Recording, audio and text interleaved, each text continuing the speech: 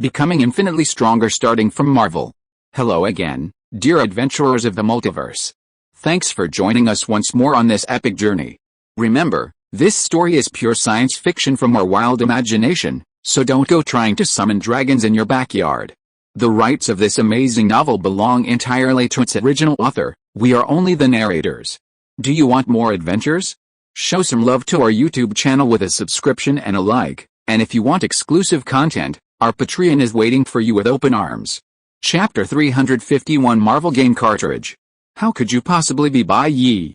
Your age is completely wrong. Ji Ziyu stared at the boy, who is as handsome as a large-scale figurine, making her want to reach out and fondle him, but she forcibly restrained herself. You're Bai Ye's older brother, right? Don't lie to me, Ji Ziyu confidently said, hands on her chest. How could he have changed so much in such a short time? In terms of voice and appearance, he's not much different from Bai Ye, just a few years older. At this moment, the holy maiden of Yaochi stared intently at Bai Ye and said, and your clothes, I remember you had the royal family weave them with the finest satin half a month ago. They're unique, and now they've suddenly grown larger along with you, so what happened? Yaozai asked. Well, I guess because they weren't satisfied with his young age, they enlarged him a bit, and that's how he became like this. Bai Ye spread his hands. This change is too drastic, Ji Ziyu muttered to herself, making a final confirmation. You can't really be Bai Ye, do I need to prove it? For example, Yaozai has a plum blossom mark below her large breasts, or Yaochi has a, Bai Ye said with a mischievous smile, but under Ji Ziyu's gossipy gaze, Yaokai's holy maiden covered her mouth with a slight blush. Don't say any more, I believe you, Yaokai's holy maiden said, and the others completely believed Bai Ye's words. Since you are Bai Ye, then I'm relieved, Yaokai's holy maiden said, and to Bai Ye's astonishment, she pressed herself against him. Then her slender hand directly stroked Bai Ye's hair, like petting a cat. What are you doing? Bai Ye couldn't help but tilt his head back. Why did she suddenly start touching him? But he didn't interrupt. After all, they had been deeply developing their relationship for several months. What was wrong with touching him a couple of times? It's just that things are a bit reversed now. Before, he was the one taking the initiative, but now it's completely the other way around. I've been wanting to touch it for so long, said the holy maiden of Yaochi, her eyes wide as she scrutinized Bai Ye from head to toe, as if looking at an easy target, unable to stop touching him once she started. Yaozai also stepped forward and joined the group of people touching Bai Ye. As soon as she touched him, her pupils contracted sharply. The feel of it was so smooth, she simply couldn't stop. This scene made Ji Ziyu a little envious, wanting to touch this large doll as well. Stop fooling around, there are children here. Seeing that they were still trying to put their hands inside his clothes, Bai Ye gently pinched the two women's soft hands to stop them. This made Ji Ziyu want to complain in her heart. Did they have to throw a huge party if she wasn't there? But she could only watch helplessly as the two women vigorously rubbed Bai Ye, feeling like a complete outsider, unable even to touch him. After a few more teasing moments, Bai Ye finally stopped them. Looking at the desolate and wild scenery around her, Yaozai hesitated and said, this shouldn't still be the Wang family's place, right? Yes, since we're not going back, I might as well bring the whole universe back with me, Bai Ye nodded. That means my parents are here too, Ji Ziyu said happily. She had been worried about being separated from them forever. Well, if you want, you can go see them anytime, Bai Ye said. But before that, perhaps I should let you come and play in my empire for a couple of days, how about it? Bai Ye invited very politely. Meanwhile, on a plane of infinitely high dimensions, in a room with all four sides completely black, a computer host was currently outputting data, detected that the game plane of covering the sky is permanently missing 35.3 million gangs sand tons of mass. Covering the sky data error has caused a major error in the evolution of the subsequent DLC world of Covering the Sky, and the entire development project team has permanently stopped work, checking for vulnerabilities. As the computer self-checked, on the continent of Covering the Sky, those players who could not return began to show a slight, almost imperceptible fluctuation. Not long after, the computer regenerated the data, detection complete. Data leaked from an original player of the game Covering the Sky. Seeking remedial measures, detected a 93.362387% similarity between the target dimension and Marvel Comics text. Invading the target dimension, as an invisible wave rippled down from above, new instructions came from the mainframes in front of a group of employees outside the black room. Everyone. Another mission.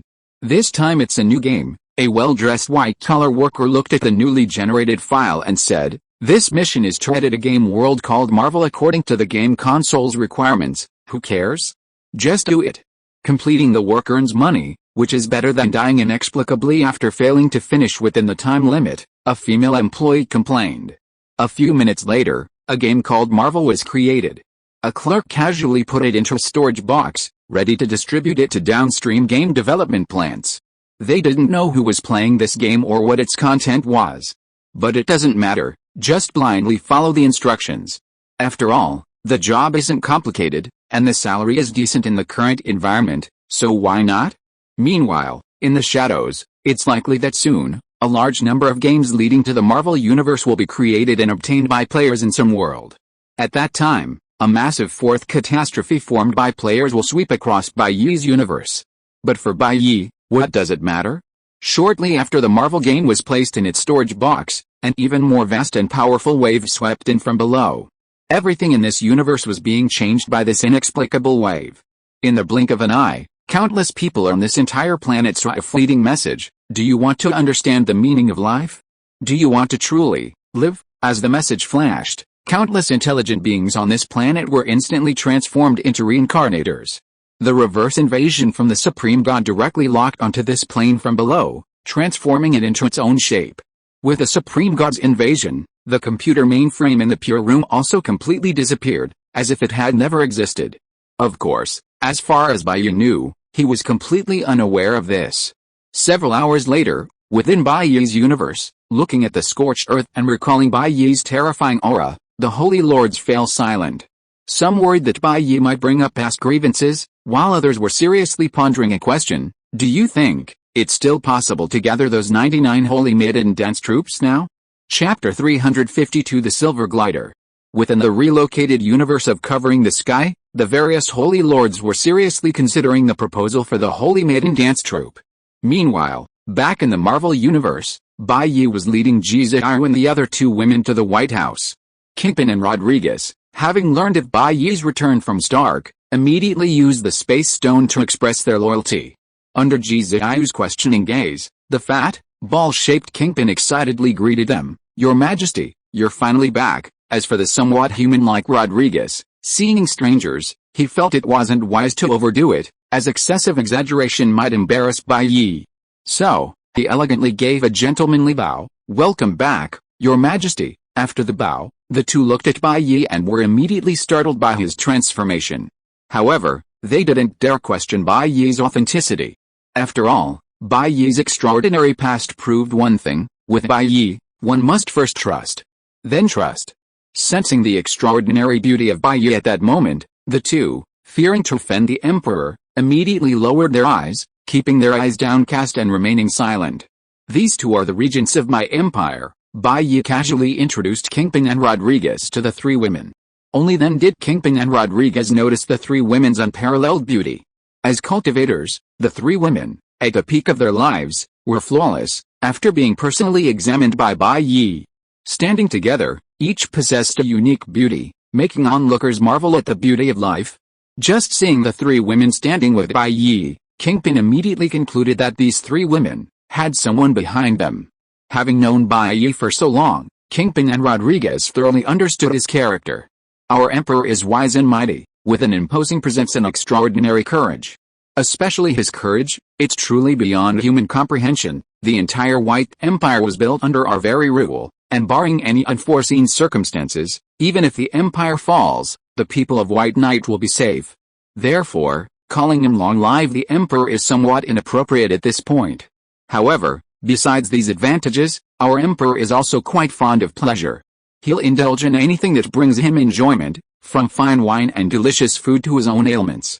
Of course, this isn't necessarily a drawback. After all, he conquered the entire empire, so why shouldn't he enjoy himself? And how did they rise to power? Kingpin still remembers the glorious operation of successfully sending Susan to his bedchamber.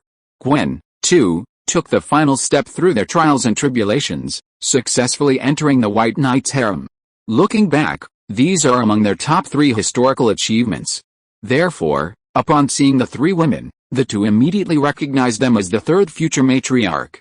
Without hesitation, Rodriguez immediately clenched his right fist and pressed it to his chest, saying, "I presume the 3 of you are His Majesty's confidants? I am Rodriguez, one of the 3 presidents of the White Empire. I greet you all, Kingpin." "Me too." After bowing, Rodriguez said to the 3 somewhat bewildered women, "Although I am but a mere president, I am no match for His Majesty. However, to repay His Majesty's kindness, I will go through fire and water for you whenever you need me. I will fulfill your mission, Kingpin." "Me too." All right, that's enough. Stop talking so much." Seeing them getting more and more absurd, Bai Ye interrupted, then pointed at the 2 women and said, "It's probably just as they say. If you need anything in the future, just go directly to them." The 3 women nodded somewhat blankly, feeling that the 2 men were being far too humble. "All right, you may leave if you have nothing else to say," Bai Ye said gently, waving his hand. If nothing else, he planned to take the 3 women around the real world and let them get to know the others. This, Kingpin hesitated, turning his head slightly and exchanging a glance with Rodriguez, unsure whether to speak now. "Is there really something? Don't beat around the bush." A strange light flashed in Bai Ye's eyes. After all, there weren't many things that would bring these guys to his doorstep. Something had happened after only 3 days of his absence? "Your Majesty, about a day after your birthday, a silver alien from outer space came," Kingpin summarized. Rewinding to 2 days earlier, after Bai Ye's birthday, the guards who had gathered on Earth dispersed again. At this time, the troops stationed in the solar system discovered a figure flying towards Earth at speeds exceeding light. "Speeds exceeding light," Bai Ye confirmed. "Yes, his speed exceeded the speed of light," Kingpin nodded solemnly. Because of a Captain Marvel's unexpected appearance on Bai Ye's birthday, Earth's security was significantly enhanced, otherwise, they might not have even noticed.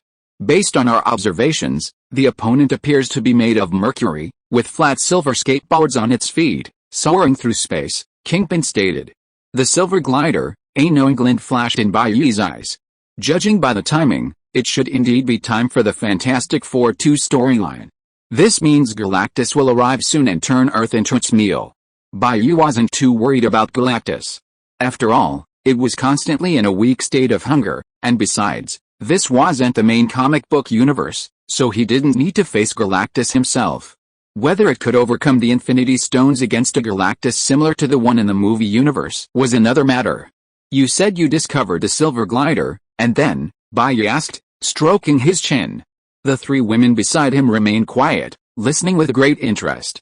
"Oh, we captured it the moment we discovered it," Kingpin said. "Captured it?" Bai Ye was somewhat surprised, as the silver glider was quite powerful. "Yes, because that guy was too powerful back then, and his speed exceeded the speed of light. We simply couldn't capture him, so we had to snap our fingers," Kingpin said seriously. As he said, because the Marvel Universe is infinite, each universe gives birth to a set of Infinity Stones. Even if a large portion of the stones are unusable due to dimensional discrepancies in the universes, the number of usable Infinity Stones collected is already overflowing. The White Empire has even begun to develop a path dependence on the stones. The ability to instantly gain almost limitless power with just a snap of the fingers, at a negligible cost, naturally captivates them. Chapter 353 Gender, Armed Helicopter. "So where is that Silver Surfer now?" Bai Ye asked after hearing Kingpin's account. "That guy, he's in the special cell we made for him," Kingpin said seriously. "He's been subdued using Dr. Reed's invention. Then we discovered that the reason he could travel faster than light was because of the silver glider he was wearing. Now, the glider, along with the guy, has been sent to the Imperial Collection." Kingpin explained that the Imperial Collection was a building dedicated to storing Imperial memorabilia. Its collection included items ranging from Spider-Man's serum and vampire bloodlines to Iron Man's Mark armor, all of considerable historical value. "Well, I'll go take a look now," Bai Ye said, showing great interest in the glider. As for the Silver Surfer? Having read the plot, Bai Ye knew all about the character's past, so there was no need to meet him. "As you command," the 2 smiled, then slid to the side. To Yao Zai and the others' astonishment, a blue spatial passage opened immediately, leading directly to the Imperial Collection. "Let's go, let's take a look together," Bai Ye said to the group. With that, He stepped into the blue passage. The three women followed closely behind, and after all four had entered, Kingpin and the other man followed and closed the passage. Entering the Imperial Collection Hall, they found themselves in a magnificent, golden palace. Bai Ye immediately noticed an ancient-looking device on one side. "This is the first steam engine," Bai Ye asked, looking at the machine not far away. Of course. With the ability to travel through parallel universes, many historical artifacts can be directly obtained. "So we went back to the 1st century AD and brought back Hero's steam sphere," Rodriguez explained. "Now, all the historical artifacts like these in the collection are things we obtained from other timelines, fixed their timelines permanently, and placed there. They might be open to the public soon." These words shocked Jiziru and the others. To manipulate time and space so easily, what a terrifying empire this was. Indeed, it was different from the arduous cultivation required in covering the sky. If the White Empire wanted, equipping everyone with a set of Infinity Stones would be a viable option, making everyone in the Marvel Universe an emperor. However, due to concerns about human diversity, Stark and his group didn't dare go that far, requiring prior approval before they could use them. The group walked through a long corridor, witnessing one treasured souvenir after another. Among them were artifacts from historical moments, such as the Hishibi Jade, as well as extraordinary items.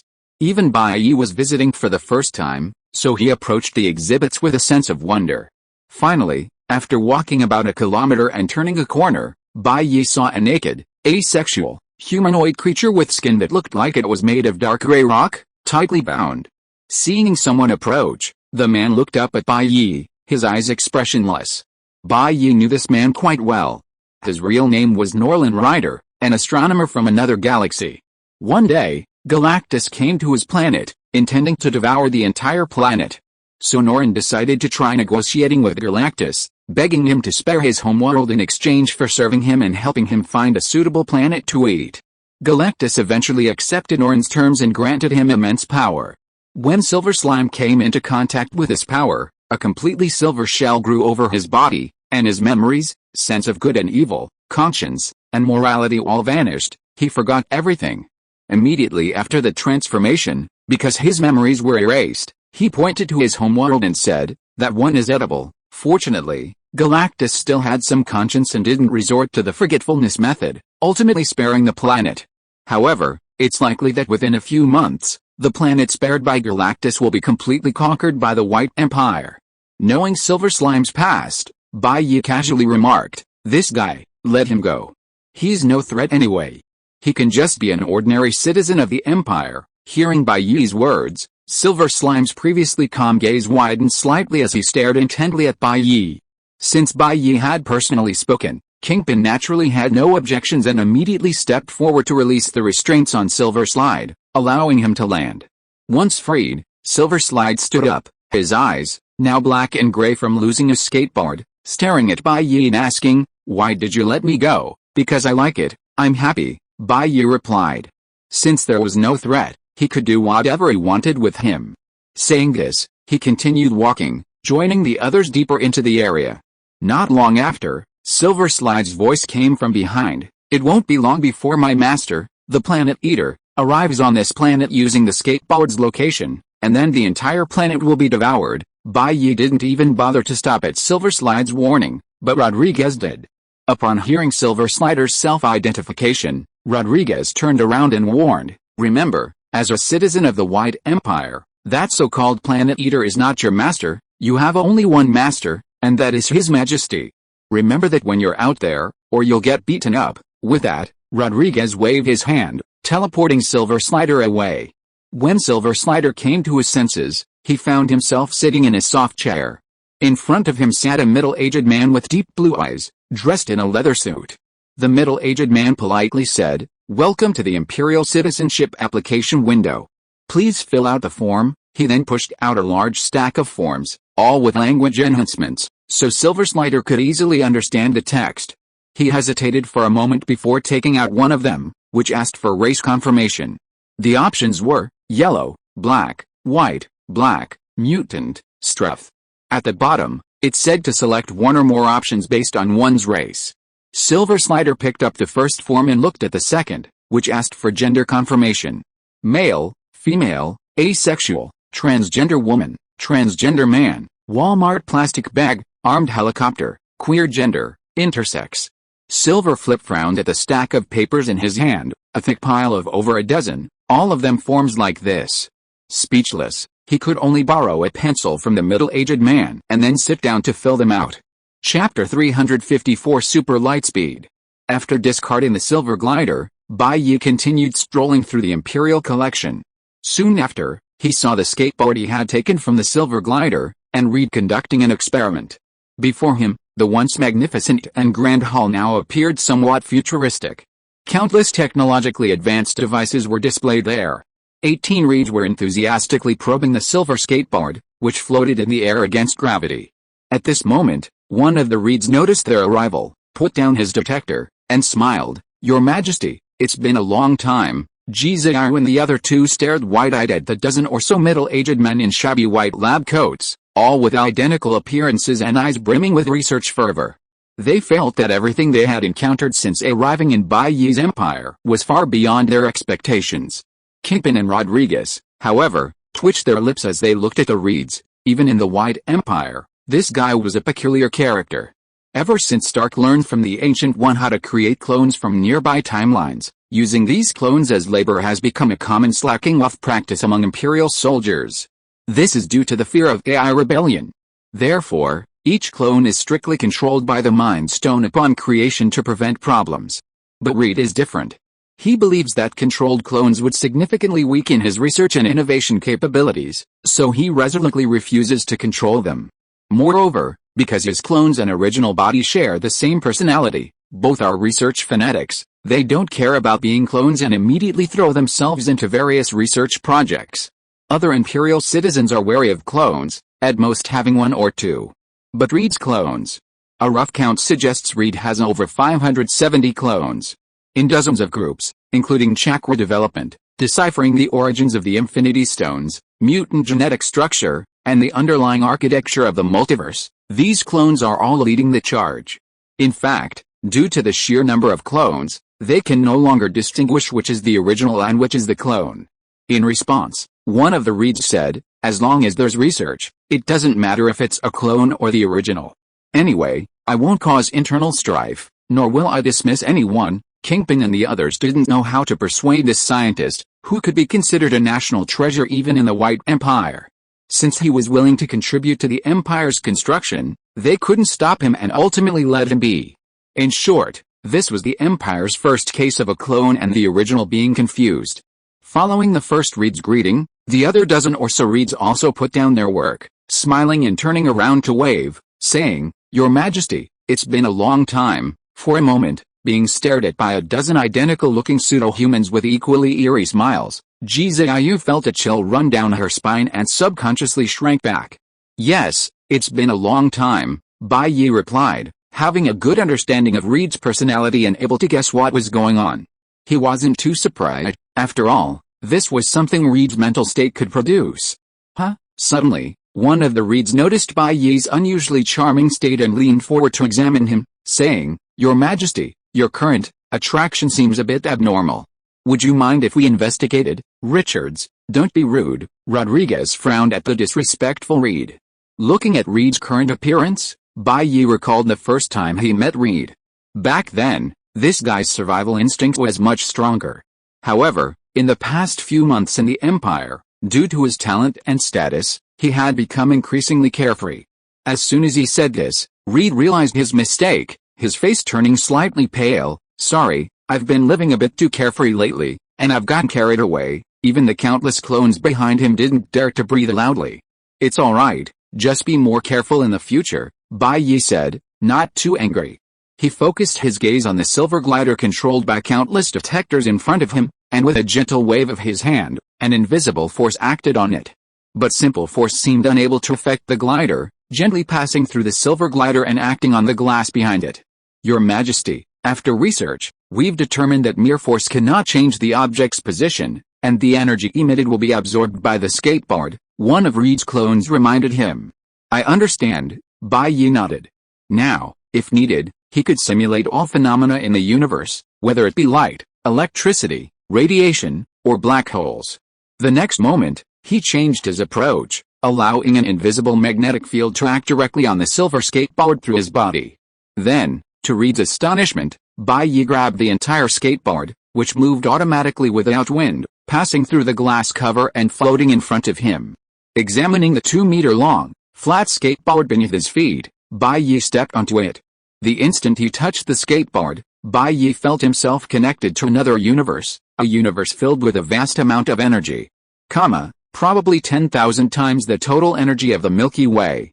With a skateboard, I can freely utilize this energy, and I can also transcend the speed of light barrier by entering hyperspace, Bai Ye mused. In just a moment, he obtained the method to cross the speed of light limit through hyperspace, and he had completely analyzed the entire skateboard. As Kingpin and the others watched, Bai Ye stepped off the skateboard the moment he stepped onto it. Your Majesty, is there something wrong with this? Kingpin asked from the side. No problem, it's a rather interesting toy, but it's useless to me now. Put it away, Bai Ye said, and to everyone's surprise, he lightly raised his hand and made a sweeping motion. In an instant, the silver skateboard in front of him seemed to multiply, splitting into 8. One of them was tossed back into the glass case by Bai Ye, leaving only the remaining 7. These skateboards are replicas I made. They are functionally identical, so I'm giving them to you, Bai Ye told everyone. After thoroughly analyzing the skateboard's function, he could create these skateboards at will as long as he had enough energy. As for the energy issue, with his current strength increasing exponentially every second, it wouldn't be difficult for him to give every member of the White Empire a skateboard. Your Majesty, you have already grasped the technology inside. Reed's breathing became slightly heavier. Yes, but I advise you to think it over carefully yourself. Bai Ye glanced at him. After all, for you, the process of reaching the destination should be more tempting than the result. Chapter 355 Purchasing Power Challenge. For Bai Ye, the entire White Empire was dispensable, serving only to handle personal matters and resolve miscellaneous issues. Most of his acquaintances were already in this universe. He could build a power base to settle his friends and women. With his current computing power, he could exhaustively calculate the limits of Marvel technology. He could practically play a comedic character, able to conjure up anything he wanted. However, he didn't choose to rush things, directly elevating his civilization to an extremely high level. After all, a one-time forced growth might not be a good thing. As technology advances, humanistic care must follow. Bai Ye, placing himself in a high position overlooking the Empire, decided the Empire's direction based on his own will. Since immortality was already achieved, spending 1,000 or 10,000 years slowly improving and embracing the changes brought by technological advancement was acceptable. However, for those he was close to, Bai Ye applied a double standard, forcibly elevating their status. Receiving the skateboard that Bai Ye floated over, even with just initial contact, the group felt as if their bodies were connected to another dimension. Within that dimension lay the energy of tens of millions of universes, and each skateboard was currently linked to one of these dimensions. The feeling that a mere wave of the hand could destroy an entire world deeply shocked them. Jizayu felt that the sheer amount of energy she accumulated upon touching the skateboard surpassed over 90% of that of a great emperor. Watching these people each wielding a skateboard taller than themselves, Bai Ye's brow furrowed slightly, and he subtly altered its form. In an instant, the skateboard in Jizayu's hand transformed into a crystal-clear bracelet hanging on her slender, fair wrist. Yao's eyes became a necklace, and the holy maiden of Yaochi received silver moon earrings.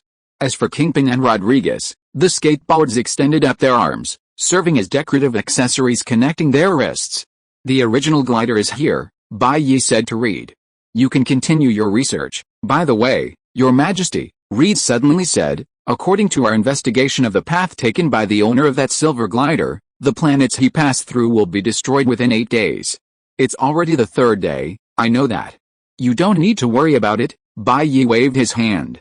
It's just a planet devourer from the movie universe. He can defeat it without even needing to unleash his full power.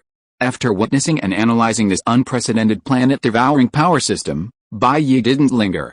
Instead, he decided to take Jizayu and the other 2 to explore the universe and get to know his other women.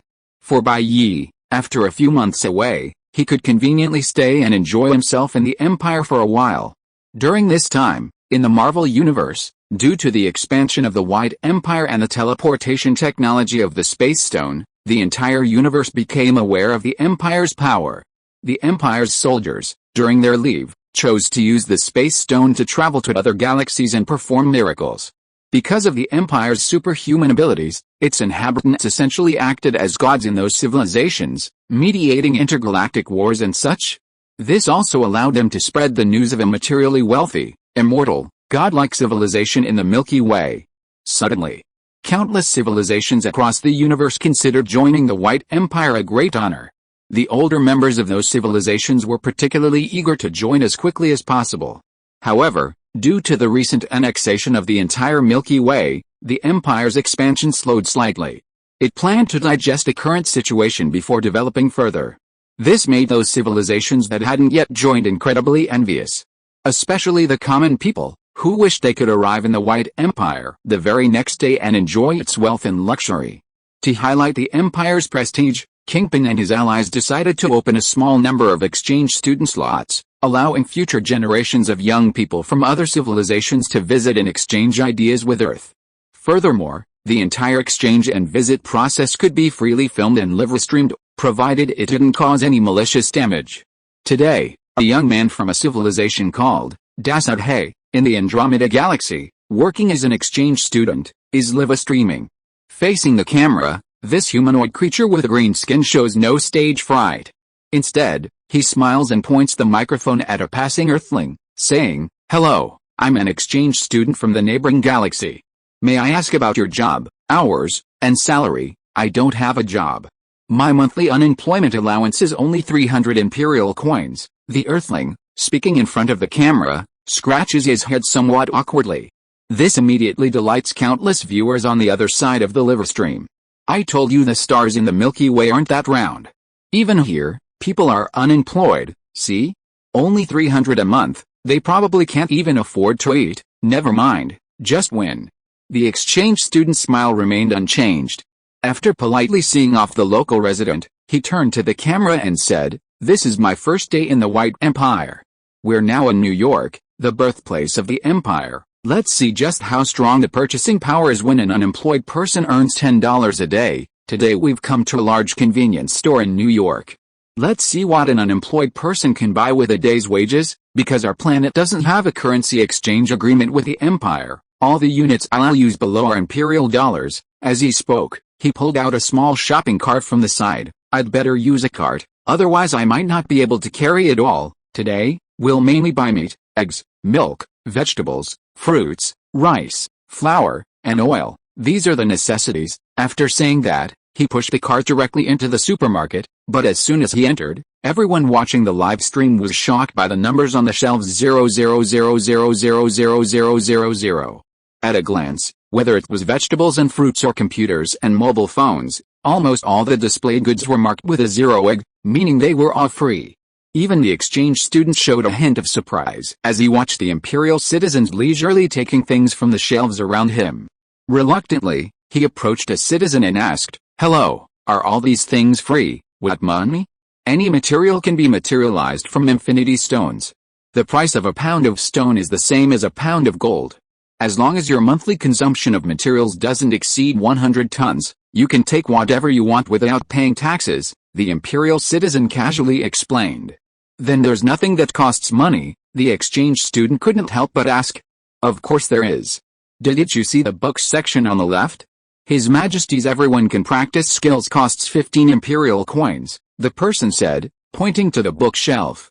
Chapter 356 I Love the White Empire. Everyone can practice cultivation. Hearing the citizen's words, the exchange student from the Andromeda Galaxy looked in the direction he was pointing. There was indeed a shelf there, filled with white-covered books, priced at 15 Imperial coins. "Why is this book so expensive?" Looking at the 15 coins price tag, the exchange student couldn't help but ask. "Because this is the first cultivation book to appear in the Empire, and it was personally written by His Majesty the Emperor. Actually, its symbolic significance now outweighs its practical significance. The first manuscript was donated to the Imperial Museum by His Majesty's former personal trainer, Smith," the Imperial citizen said. "You young people have no idea what happened to the Empire back then. Before His Majesty's rule, we had to work 8 hours a day at a high intensity. Our irregular lifestyles could have even led to illnesses threatening our health.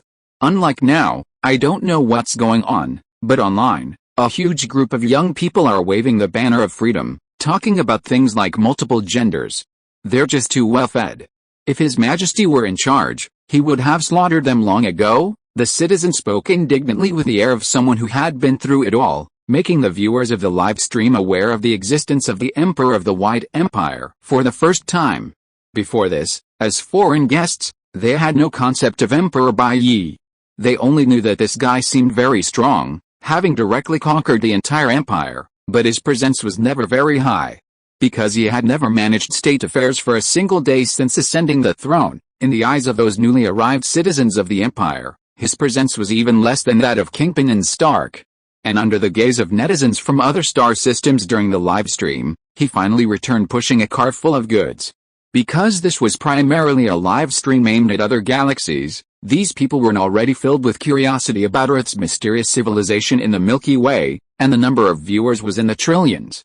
In just a short while, a massive amount of donations overwhelmed him. Once he returned to his own civilization, he would instantly become the world's richest person.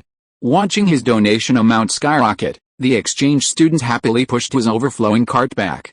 But on his way back to the dormitory, he saw another exchange student dancing and gesturing excitedly at a hot pot restaurant. Filled with curiosity and doubt, he approached, only to hear the other's voice carried to his ears by the wind. I am Aolafu, from the Fornax constellation. This is my first day in the Empire. I've come to the Empire. I've fallen in love with the Empire and can't leave, so I've decided to settle here. Listening to your conversation, I'm even speaking Imperial language in my sleep now. Although I spent the first 30 years in Fornax, I love the Empire, and I consider myself an Imperial citizen. As he spoke, Aolafu lowered his head and slurped up a mouthful of hot pot, then looked up and gave a thumbs up, saying, Imperial cuisine, awesome. Up. The exchange student watched Aolafu's performance on the live stream and fell silent. This guy hadn't chosen the same path as him. If his target audience was netizens outside the White Empire, then Aolafu's target audience was citizens of the White Empire. Thinking this, the exchange students relaxed. The White Empire's population is nowhere near the entire universe's population, so when I start tipping, halfway through his thought, thanks to his sharp eyesight, he could see countless coins flashing in front of the guy's camera. Thank you too, for the donation of plus 10,000 Imperial coins. Thank you too, for the donation of plus 648 Imperial coins. Thank you too, for the donation of plus 5,000 Imperial coins. Thank you too, for the donation of plus 1 Imperial coin. Staring in shock at the numbers on Aola's account, each one was more than a month's subsidy for an ordinary unemployed citizen of the Empire. After his shopping trip to the supermarket, he understood the immense purchasing power of Imperial coins. Every point of Imperial coin could directly generate 1 ton of any material, something no other currency could match. So this track is this profitable? Even the seemingly powerful Empire people are quite easy to fool, the exchange student thought to himself, looking at the donations flashing in the other person's account, wondering if he could try to grab some next time he streamed. Just as he was pondering this, a ghostly blue figure flashed by, and then he lost consciousness. Crazy guy, time see, streamer, look behind you, ultimate white-haired fan, someone's dead. Inside the hot pot restaurant, Aolafu was excitedly performing when he suddenly felt warm water droplets splash on the back of his head. In the live stream comments, everyone was telling him to turn around. Instinctively, he turned around, then vomited up the hot pot he had just swallowed. In front of him, an Imperial citizen stood frozen, his face deathly pale, trembling like a leaf, muttering helplessly, "It's over." Bright red blood covered his body, and large splatters of blood and gore erupted on the ground. Looking at the citizen's pale lips and flushed cheeks, it was undeniable that he had run too fast while drunk and killed someone. Oh my god, oh my god, oh my god. Aolafu kept repeating this phrase, feeling that the Empire was too dangerous, that everyone here was a superhuman, and that their interactions were more fragile than glass. The camera focused directly on the scene of the accident, and countless netizens watched in horror, comments flying everywhere. Most people were terrified by what they saw. Aolafu felt his legs go weak and he couldn't stand. He realized what the droplet that had splashed on the back of his head was. It was blood. Just as he was filled with terror, a blue portal suddenly opened, and a 30-year-old man in law enforcement uniform stepped out. He looked down at the shards on the ground, then at the trembling perpetrator and said, "The surveillance footage is very clear. A drunken jog resulted in death. Any objections?" "No, no." The young man's lips were pale, and he shook his head dejectedly. Today was supposed to be his 21st birthday, the legal drinking age in the district, so he had subconsciously indulged himself a little. He never expected that a drunken stroll would kill a non-imperial fragile person. Good that there are no objections. Considering you didn't kill anyone and this is your first offense, so, you're now sentenced to a week of house arrest, a public reprimand from your university, and a major demerit. The compensation money will be deducted from your account. If it's not enough, you'll be restricted from purchasing any valuable goods until it's paid off, the enforcer said, waving his hand. Go to jail willingly. Don't even think about escaping. The young man nodded dejectedly, then walked into the special passage without looking back, never glancing at the rubble beneath his feet. Wow. Killing someone, and you only get a week of house arrest. Aolafu, who witnessed the whole thing, couldn't help but complain. Chapter 357. I'll beat you up through the internet. Aolafu was dumbfounded watching the entire law enforcement process of the White Empire. As expected of the Celestial Empire, they were truly powerful. Killing a non-citizen only resulted in a week of confinement. The live chat was filled with condemnation of this behavior. Why aren't people from outside the Milky Way considered human? This was a life. Logic gatekeeper, the lives of people from other star systems are lives too. Traitor Bai Ye, protest. Protest. Murder is punishable by death. How can the compensation be so light? Declare war on the White Empire. Traitor Bai Ye was banned for 10,000 years for violating the Empire's network regulations. Sage Unaya, humorous old Bai, murder isn't illegal, it's just a disciplinary violation. The enforcer noticed the scattered live streaming cameras nearby and glanced at them lightly, saying, according to imperial law, non-citizens have no human rights, so murder isn't illegal. At most, it's treated as a violation of public order and good morals. If you shout again, believe me, I'll personally come to your door to accuse you of mental harm. The enforcer's gaze was icy cold, instilling fear in those watching even through the internet. In an instant, the number of comments on the screen decreased by more than 90%. After startling these stinky outsiders, the law enforcement officer withdrew his gaze and squatted down to examine the corpse before him. A green gem emitting a beautiful fluorescence was taken out right in front of the live stream viewers and aimed at the pieces of flesh on the ground. Without any complicated operations, he simply twisted his right hand into palm shape, and the pieces of flesh began to move without wind. The scattered bloodstains began to flow backward, converging towards the main body. Aolafu felt the dried blood on his back become moist again, then arc through the air before disappearing into the corpse. To his astonishment, the pieces of flesh before him actually regained skin, hair, nails, and other bodily tissues. After about 2 seconds, to his wide-eyed surprise, the pieces of flesh were completely restored and stood up from the ground. What just happened? The exchange student, resurrected after being shattered, gently twisted his neck, feeling that his memory was somewhat disjointed. Hey, where did my live streaming equipment go? He exclaimed in surprise, hurriedly picking up the equipment that had fallen to the side. Looking at the comments on the live stream, they were all praising the streamer's miraculous survival and the Empire's awesomeness. The law enforcement officer remained calm throughout the simple act of reviving the person, showing no sign of anything serious. Now, with the Infinity Stones, even the dead could be brought back to life, greatly reducing the legal consequences of murder to something similar to the previous intentional assault charge, a few days of solitary confinement. Instead, the assessment of psychological harm was much stricter than before. After all, whether you intended to harm someone could be determined instantly with a Mind Stone, leaving no room for argument. Regarding serious harm such as physical abuse and bullying, Rodriguez had once consulted Bai Ye. They still remembered the Emperor of the White Empire's original words, recorded in Bai Ye's original text, "What trash dares to commit the same crime as me? Kill him.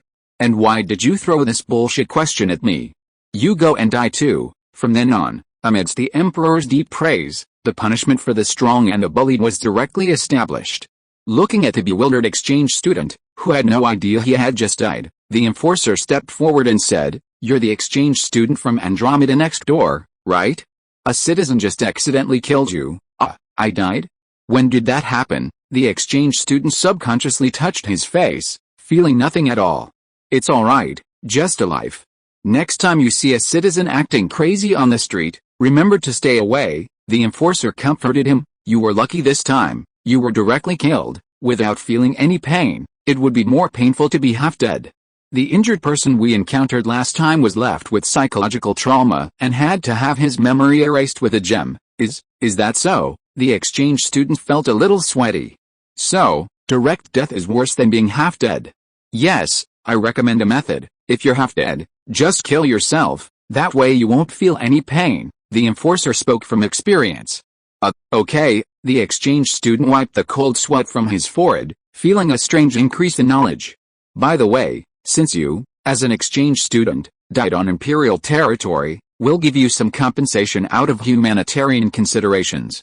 As a non-Imperial citizen, you can choose no more than 3 ability blessings. Ability blessings. The exchange student had a rough idea of what was going on, and his breathing quickened. Yes, if you follow the best combination strategy online, you can probably reach the physical strength level of the average 7-year-old child of the Imperial citizen. Remember to cherish it. The enforcer gently patted the exchange student's shoulder. What? Okay, the Empire is really awesome. The exchange student nodded excitedly. Meanwhile, online, the netizens watching the live stream were already thinking about how to go to the Empire and get killed. Countless netizens commented that they hoped the Empire would rule their country soon.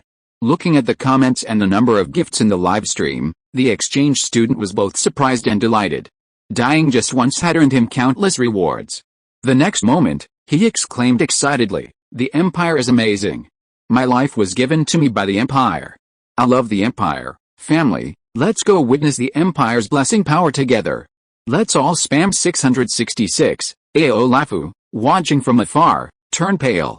Not only did this person gain benefits, but they were also using this incident to steal his livestream spot. Of course, there were not only praises online, but also die-hard loyalists for the Empire. A netizen named Yoon returned home after a long day's work and, seeing the comments praising the White Empire online, immediately became furious and started typing. What White Empire? They're just parasites sucking blood from other star systems. Do you really believe there's anything free there, and that Emperor of the Empire is an absolutely debauched good-for-nothing? Finally, why does Bai Ye keep his dark history from before he became Emperor? Absolutely, the netizen named Yoon excitedly waved his fingers at the keyboard. But a second before he pressed the send key, a large, white hand suddenly reached out from the computer screen. Boom, with a loud explosion. The brain of the netizen named Yoon was instantly blasted into a bloody pulp. Blood splattered throughout the room, white and yellow all over. You ignorant fool, insulting my astonishing wisdom. Bai Ye, who was shopping with several girls, withdrew his right fist across countless galaxies, taking away a group of people in the universe who had a problem with him. If you are listening to this novel on a channel other than Fanfic World, it means it was downloaded and re-uploaded without effort.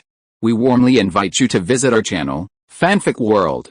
There you will find the original version of this story and many other novels of various genres. We look forward to seeing you dive into a world of incredible novels. Chapter 358, The Empire of White Declares War. In the Marvel Universe, in the large Magellanic Cloud system near the Milky Way, inside a building on planet X-214, home to the Dressay civilization, a law enforcement team violently burst through the sealed door, immediately silenced by what was happening inside. A male creature wearing a short-sleeved shirt lay supine in a chair, 2 tentacles drooping naturally. His entire body above the neck was gone, leaving only a brutal severed end. The pulverized remains of whose brain filled the wall behind the chair, turning the originally light yellow brick wall crimson. The law enforcement team approached, examining the circular electronic screen in front of them. The last words left by the deceased on the screen were, "Yoon, what White Empire? They're just parasites sucking blood from our other star systems." You really believe that? Staring at the content on the screen, the green-skinned head of the law enforcement team fell into an eerie silence. A moment later, he raised the communication device in his hand and explained, "Report, another death has occurred on star 214. The deceased also had his brain blown out and made malicious comments about the Emperor of the White Empire before his death." That's right. This is the 3193rd case discovered on star 214 today. How about your other planets? You've already had over 4,000 cases. So many. Putting down the communication device, The enforcement team captain gently waved his hand and said, "Record this, notify the deceased's relatives, and then report it to the higher-ups." "Captain, are we just going to do nothing?" a team member couldn't help but ask. "The attacking object is outside the star system, or far away in the next star system. Or you could launch an expedition to the next star system for me." The enforcement team captain rolled his single eye on his head, giving a speechless look.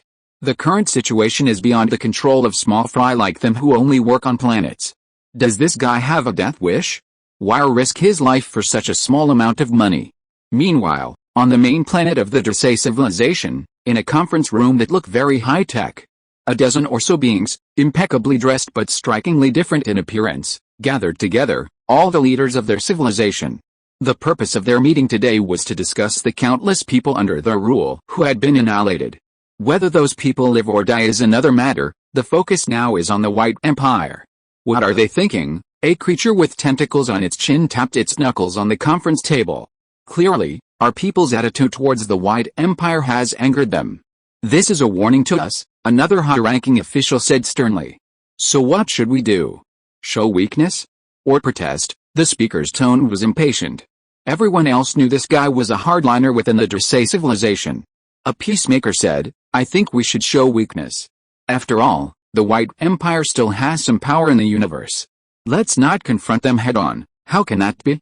If the people below know we're showing weakness, will you still be able to win the next election?" a high-ranking official retorted. "Even if we've decided to join the White Empire, it will still take at least another decade or so for them to take over, but the next election is in a few days. That's the most important thing. Before that, we need to keep the voters calm." "Personally, I think we should strongly protest to the White Empire, but secretly show goodwill. That way, we can maintain our position in the upcoming election. This way, both sides will understand each other implicitly, the people below will be satisfied, we'll win the election with face, and they'll have the substance to more easily take over our star system during our term." With that, the high-ranking official raised his arm, inviting everyone to vote. Faced with this reasoned answer, those present hesitated for a moment, then raised their hands in approval. So, on that very day, broadcast live across the entire galaxy, the ruler of the Dracé civilization addressed millions of citizens on various planets. The speech included, but was not limited to, a severe condemnation of the White Empire's egregious actions. The president announced that war would be declared against the White Empire immediately after the election. Meanwhile, in private, a peace treaty had already been delivered to Kingpin. Looking at the mountain of documents, Kingpin exclaimed in astonishment, "What day is it today? So many civilizations are contacting us. Didn't we already say that we wouldn't accept any other civilizations into the Empire for a month? Anyone wanting to surrender had to go back and draw lots first, then wait for further notice." "No, this matter is actually related to His Majesty," a minister said. "What do you mean? These guys also want to offer beauties to His Majesty?" Kingpin perked up, stroking his chin thoughtfully. "I wonder if the beauties from other planets meet His Majesty's aesthetic standards." "No, it seems that recently, everyone from other civilizations across the universe who offended His Majesty was killed by having their heads blown off, so these civilizations are coming to ask why," the minister said, looking at the contents of the electronic envelope. Upon hearing that they were there to interrogate him, Kingpin's brows furrowed. "What do you want to know? If they're dead, they're dead. Have the families of the deceased send a video of them kowtowing and apologizing, and we'll forgive them." Knowing that Bai Ye was likely behind it, Kingpin's brows furrowed even more. Those trash wasted His Majesty's precious time with their worthless lives. "Is this how you attract His Majesty's attention?" He then held out his hands and bowed, saying, "Give it to me, let me see what's written on those letters." His ministers looked at Kingpin, who had unexpectedly taken over government affairs, with surprise. "What are you looking at?" "Matters concerning His Majesty, no matter how small, are not something we can neglect. Being lazy normally is fine, but being lazy at a time like this is suicidal." Kingpin glared at the minister, thinking that this guy had been so flattered by the praise from other star systems that he had lost his sense of reason. Wasn't Bai Ye's purpose in establishing the Empire to solve problems? If the Empire couldn't solve problems, what use was it to Bai Ye? If you don't solve them, plenty of others are willing to do it for you. When a refrigerator stops cooling, it means it can be replaced. Kingpin still clearly remembers why White Knight initially went to war with Earth and established the Empire. It was because a bunch of stupid haters went to the Empire State Building to protest, making White Knight lose face when entertaining friends. With Earth's previous experience as a warning, if they didn't take it seriously. Were they planning to have White Knight find another group of obedient people to serve them? Taking the materialized letter handed to him by the minister, Kingpin carefully browsed through it page by page. Not only that, he also called others to browse with him, and soon a large group of people were sitting on the White House floor, flipping through messages sent by other star system civilizations. Chapter 359 The Resolve to Sacrifice. On a picturesque planet in the Milky Way, Stark, traveling with his family, heard a report from Earth. What? You're saying every official in New York with medals on their shoulders has been dragged out to read letters? Tony pushed up his sunglasses, frowning. Can't Jarvis just scan these things?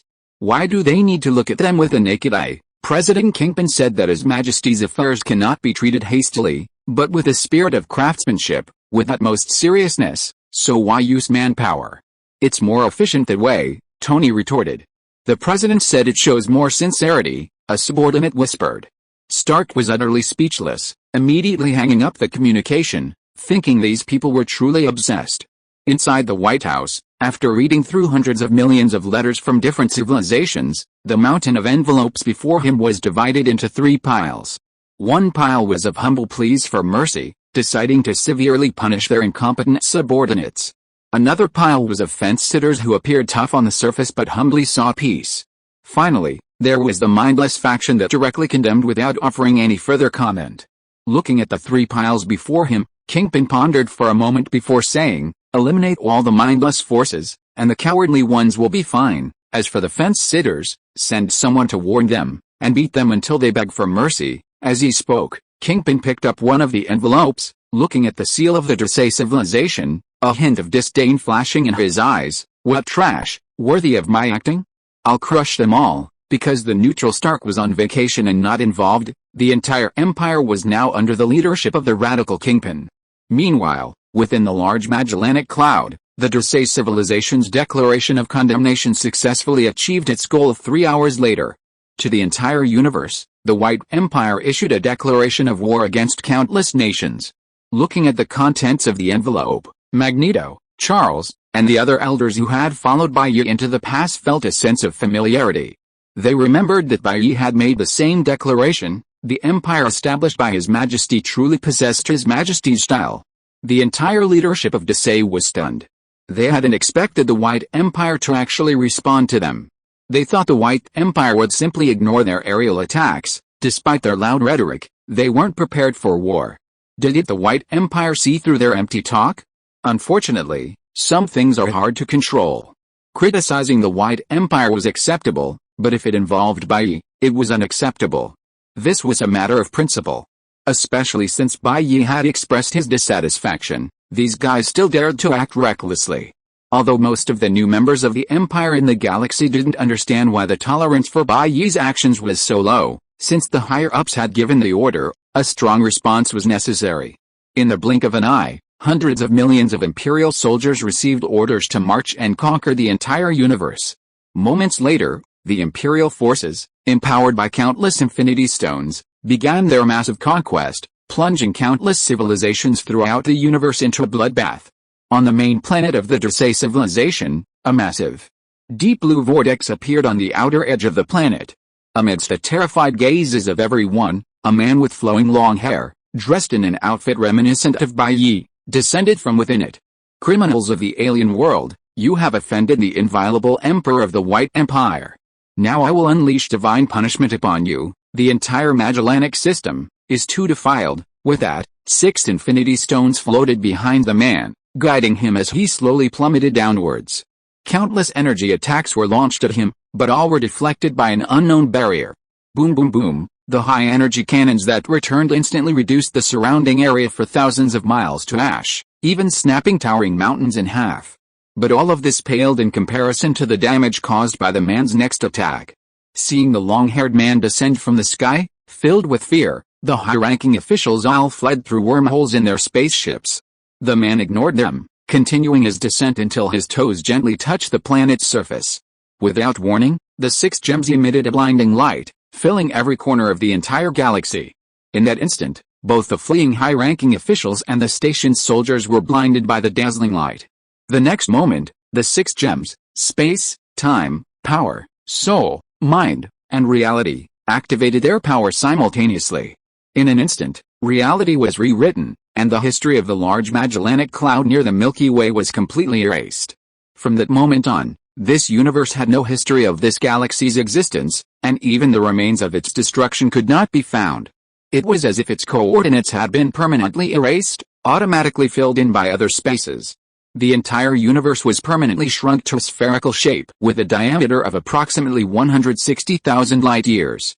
After destroying this entire galaxy, the man coldly continued towards the next location. There were many soldiers like him, scattered throughout the universe, destroying anywhere from a single planet to several galaxies depending on the extent of the enemy's protests.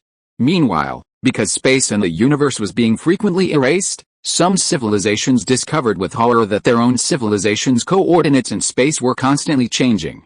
One second he was developing tens of thousands of light-years away, and the next, with the destruction of the central galaxy, he was instantly pulled to the forefront by the repaired space. The entire universe seemed to flow like water. A spoonful of space was scooped away, and the next moment, other space flowed in to maintain the smooth surface. Because the entire destruction process was broadcast live, these civilizations panicked after watching their own easily crushed civilizations being effortlessly crushed by a mere soldier of the White Empire. In one civilization, a high-ranking official fearfully issued an order: act quickly. Survival is paramount. Quickly check the browsing history of all citizens who insulted the White Empire. Drag them all out and kill them. With this message, deaths rolled within this faction, even going to extremes. Countless netizens lost their lives for their carefree banter. But now, they couldn't care less about accidental killings. If he didn't die, would they?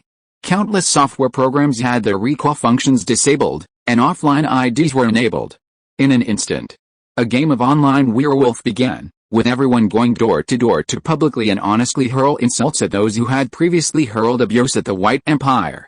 One user, with the online name Trader Bai Ye, was found in the blink of an eye and subsequently launched a frenzied online attack, reportedly wailing for hours. Seeing the actions of the neighboring galaxy set an example for other factions, who followed suit, chanting the slogan, "The neighboring galaxy sacrificed 2 quadrillion lives to survive, we should have the same awareness." Chapter 360 Planet Eater. I heard you've been making quite a stir lately, Bai Ye said lazily into the communicator, lounging on the sofa. His voice on the other end made Kingpin serious. I didn't expect your majesty to know about this too. Those rebellious civilizations in the universe dared to disrespect you, so we took some lenient measures to punish them. Your majesty, you are of noble status. You can do whatever you want. Don't bother with such matters. Just enjoy yourself. Leave these traitors to us, Kingpin said loyally into the communicator. I see. Then I'll trouble you to keep up the good work, Bai Ye casually encouraged him. This isn't about keeping up the good work, it's what I should do. On the other end of the line, Kingpin wanted to continue to express his loyalty and say nice things. But Bai Ye, knowing his temper, didn't give him a chance to speak and hung up directly. The perspective returned to Bai Ye, who is now lying on the sofa, his left arm around Yao Zai, his right arm around Yao Qi, Zio Teoki on his waist, and Gwen nestled in his arms. He kissed Susan's lips, while secretly thinking about when he could return to the One Punch Man world and pick up Tatsumaki. He'd completely succumbed. Recently, his charm had increased to 1.5, giving him an attraction comparable to Tomi. This caused Gwen and the others to become increasingly interested in sex, not letting him leave each day. As a result, Bai Ye was increasingly developing in the direction of a monarch neglecting his duties, with not enough time for him. Fortunately, he had loyal ministers like Kingpin to handle state affairs for him, so there weren't many things for him to worry about, allowing Bai Ye to focus on studying profound principles. While others spent their time playing cards with Gwen and the others outside of eating and sleeping, Bai Ye ate and slept while playing cards. However, Bai Ye had now reached level 12, and with his current strength, he didn't need to worry about his kidneys. If they wanted, he would satisfy them all. But, it's been 3 or 4 days already, hasn't that Galactus arrived yet? Bai Ye thought to himself during a brief moment of unease, not forgetting his business. While Bai Ye was contemplating his important business, his thoughts, controlled by his cerebellum, wandered off again. Right, I heard that Galactus had a daughter, something like Galactus." The next moment, he shook his head sharply. The most important thing in doing anything was to be focused. With beauty before him, he shouldn't let the Galactus affair interfere with his important business of seduction. Thinking this, he threw himself wholeheartedly into seduction. Meanwhile, the entire universe was engulfed in war, with vast swathes of space being erased every moment, and countless civilizations being wiped out. Kingpin showed no mercy to those who dared to offend Bai Ye. Thanos had only killed half, and for Kingpin's soldiers, missing even one alive was a major blunder. The entire battle lasted for days, millions of star systems were wiped out, and the entire universe trembled in fear, lest the aftershocks obliterate it. The final result was that every civilization that dared to challenge the White Empire was wiped out, the size of the expanding universe was permanently shrunk by 1%, and the number of lives lost was countless. Finally, some peace and quiet, Kingpin sat in his chaise lounge, a glass of red wine in his hand, taking a sip. Exuding an air of refined elegance. He sat in the White House chaise lounge, smiling at the cosmic war. This operation had eliminated all civilizations that dared to defy the White Empire, accelerating the process of dominating the universe. He planned to spend 1 to 2 years assimilating the entire universe before attempting multiverse expansion. After all, the universe was too vast, destruction was easy, but domination was difficult. Destroying the universe was as simple as snapping a finger. But the subsequent education and ensuring the welfare of the entire universe kept pace with the White Empire were far more complex. We'll definitely be short-handed in the future. We should consider increasing the use of clone magic, and raising the maximum number of clones each person can create, Kingpin pondered, noticing the sky had darkened, with wisps of dark gray clouds gathering to form a swirling storm. What is that? Kingpin rubbed his eyes, staring at the gray storm. From outer space, a gigantic vortex, more than 10 times the diameter of Earth, was sweeping towards it, its center capable of easily swallowing the planet.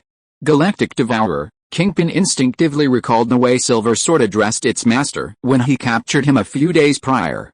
"Commander, an anomaly detected. Should we use the Infinity Stones?" The inquiry from the peripheral forces came through Kingpin's earpiece. At this moment, the Earth's surface was ravaged by the behemoth's influence, creating chaotic hurricanes. However, due to the current superhuman abilities of Earthlings, no one was injured. But no one knew when this thing had arrived near Earth. There had been no warning whatsoever. "No, His Majesty is very interested in this thing. Let's wait until His Majesty approves the order before deciding," Kingpin said into the earpiece. Otherwise, with a snap of his fingers, Galactus would likely be in grave danger. At this moment, in the eye of this storm capable of devouring Earth, within a massive gray vortex, a colossal figure radiating a purple glow floated. This was a 3-meter tall figure, enveloped in a purple aura, his prolonged hunger making him somewhat agitated. Galactus's gaze fell upon the azure planet before him. He could sense an unknown energy within it that could alleviate his hunger. Consuming him would likely prevent him from needing to eat for about a month. Although he generally didn't actively devour planets with life, recently he had been experiencing hunger more and more frequently. The number of uninhabited planets that had been explored and possessed the energy he needed was dwindling, forcing him to change his behavior. "Hey, can you hear me?" A clear voice came from the universe, making Galactus wonder if he had misheard. This was outer space. "Yes, I'm talking to you." Okay, this time Galactus was certain he hadn't misheard. He looked to his right in the direction of the voice and saw a young man leisurely fastening his belt while looking at him. "Are you a life form of this planet?" Devourer of Stars inquired, somewhat curious about the boy's current state. "Yes, I heard you have a daughter," Bai Ye asked. "Why are you asking that?" Devourer of Stars frowned, looking at the human speaking to him, sensing something was amiss. Why isn't this guy afraid at all? Chapter 361 Making God's Dogs. In outer space, within the gray storm, Bai Ye stared at the 3-meter tall man before him. Clad in a purple cloak, his expression was imposing and dignified, holding a massive scepter that radiated terrifying energy. But Bai Ye knew this wasn't the man's true form, but rather a transformation dependent on the observer's race. Humans would see Galactus as a human, and slimes as a blob of purple armor. Seeing Bai Ye's relaxed demeanor, Galactus spoke in a booming voice, "I didn't come to destroy life on this planet. If you can escape, I won't kill you." With that, Galactus ignored Bai Ye and continued manipulating the gray cosmic storm towards Earth. But then, he felt his entire body become immobilized. A hand capable of grasping the entire solar system descended from above, as if squeezing a tiny insect, holding the entire cosmic storm within its grasp. The planet devourer looked up in astonishment and saw a figure larger than a star looking down at him, its eyes filled with displeasure. Don't you know basic manners? I'm asking you a question, you just need to answer. So, do you have a daughter? I won't ask a third time. Bai Ye's body transformed into a cosmic giant, asking with a voice several times louder than the planet devourer's. It's him. The planet devourer stared in astonishment at the giant's appearance, not expecting such a move. Instinctively, he tried to break free, and the entire gray storm began to tremble violently, attempting to escape. But even with a terrifying power capable of disrupting the entire galaxy, it couldn't run rampant in Bai Ye's palm. Instead, as his hand tightened, the planet devourer's body began to shrink continuously. With each tremor, its body shrank proportionally, a compression at the spatial level. A short moment later, Bai Ye returned to his original size, gripping the planet devourer like a caterpillar. The enormous figure that had just been able to devour heaven and earth was now easily held between two fingers. Gently holding Galactus between his fingers, as if grasping a miniature figurine, Bai Ye calmly looked him in the eye and said, "We can talk now. Given the difference in our strength, you don't need to think about resisting. What do you want to do?" Galactus glared at Bai Ye. "What do I want to do? I haven't decided yet. Your strength is too weak, you can't give me any sense of urgency at all," Bai Ye stated calmly. At this moment, the opponent's strength couldn't even withstand a set of infinity stones. Coming to Earth would be like sending him to his death. It can only be said that he truly deserves to be called the Galopian who gets his comeuppance on par with the Flash from next door. He really has no prestige whatsoever. Bai Ye sat cross-legged in the universe, holding Galactus in his hand, completely crushing his opponent in terms of strength. In just a moment, Bai Ye pulled out all the memories in the opponent's brain, browsed through them, and then put them back. Through this, Bai Ye understood the opponent's concept, the sole survivor after the last cosmic explosion. Or rather, after each cosmic destruction, the last survivor possesses the power of Galactus. At the same time, this guy's act of destroying planets is, in a sense, maintaining the balance of the universe. He is actually doing a good deed. Looking at the little figure in his hand, Bai Ye truly didn't know what to do with him. After pondering for a moment, he said, "How about you become my dog?" "Become a dog? What did you say?" Devourer of Stars stared wide-eyed at Bai Ye. After the language enhancement, he could understand what Bai Ye meant by dog, a creature devoid of reason. To call a person a dog was a complete insult. And now, Bai Ye actually wanted him to be a dog? To make him, one of the 5 great gods of the universe, a dog. That's right, you were originally going to be killed. Bai Ye propped his cheek with his right hand, looking down at Devourer of Stars, as the price for sparing your life. What's wrong with becoming a dog? That's impossible. Devourer of Stars, will never beg for mercy from you. Even if I die in battle, I'll bargain with. The planet devourer originally wanted to vehemently refute. Even if it meant death, he would never let Bai Ye succeed. But to his horror, he discovered that his words had turned into meaningless barks. "I didn't even ask for your opinion," Bai Ye said indifferently. "Soon you'll become a docile purple-furred dog capable of devouring stars." Just as Bai Ye said, the star devourer watched in horror as his vocal system was permanently altered. Simultaneously, a large amount of purple fur spread across his body, covering his skin, and then his muscles and bones were completely reshaped. His divine power as a devourer was formless. Any creature that saw him would instantly adopt the appearance of its own race. But now, in Bai Ye's hands, he was permanently transformed into a dog. This was an absolute difference in their scales. The star devourer, still not fully satiated, couldn't even destroy a universe, let alone resist Bai Ye, who could casually annihilate countless universes. Woof woof woof woof woof. For the first time in his life, the star devourer felt fear, wanting to say something, but only barking came out. Bai Ye's eyes remained calm and indifferent throughout, watching him gradually transform into a purple-furred dog. Gradually, Devouring Star grew increasingly desperate, feeling his brain becoming foggy and unable to think clearly. But before completely turning into a dog, perhaps in a flash of inspiration, he roared with all his might, "Woof woof woof woof! Woof woof woof woof woof!" Devouring Star barked loudly. Oh, a hint of satisfaction flashed in Bai Ye's eyes, and in the blink of an eye, Devouring Star found that his dog-like body had returned to normal. Ignoring his lingering fear, he hurriedly said, I have a daughter, that's more like it. Bai Ye extended his index finger with satisfaction, rubbing the hat on Devouring Star's head with his fingertip. Whether you have a daughter or not doesn't matter, at least you answered my question. I asked you twice and you still didn't answer my question. This brain of yours is not as useful as a dog's brain, you might as well be a dog, Bai Ye said meaningfully, making Devouring Star understand that the reason he had turned into a dog before was simply because he hadn't answered Bai Ye's question. And Bai Ye also said that he wouldn't ask a third time. If he hadn't remembered this just now, he probably would have been a dog for life. Seeing the terrifying being who would attack at the slightest provocation, Devourer of Stars, who had long reigned supreme in the universe, cowered, truly unwilling to become a dog. What do you want to ask? Devourer of Stars asked cautiously. No need. I've already seen your memories. Whether you ask or not is irrelevant. Your attitude is enough to satisfy me. Bai Ye looked down at Devourer of Stars in his hand. Your attitude is good now. Keep it up. Next, Devourer of Stars was filled with reluctance, wanting only to leave Bai Ye's side as quickly as possible. Yes, next, you'll stay obediently in the White Empire, Bai Ye said. After all, the Empire may not have much else, but it has plenty of dog food. Chapter 362 Spider Alliance. The future converges. 2 minutes after Galactus arrived on Earth, Kingpin noticed that the terrifying storm that was about to engulf the planet had vanished. Knowing the outcome already, he stopped paying attention to what was happening in the sky. A little while later, Kingpin saw Bai Ye arrive at the White Palace.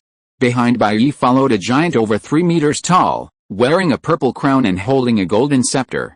This guy is Galactus, Bai Ye said, pointing to Galactus behind him.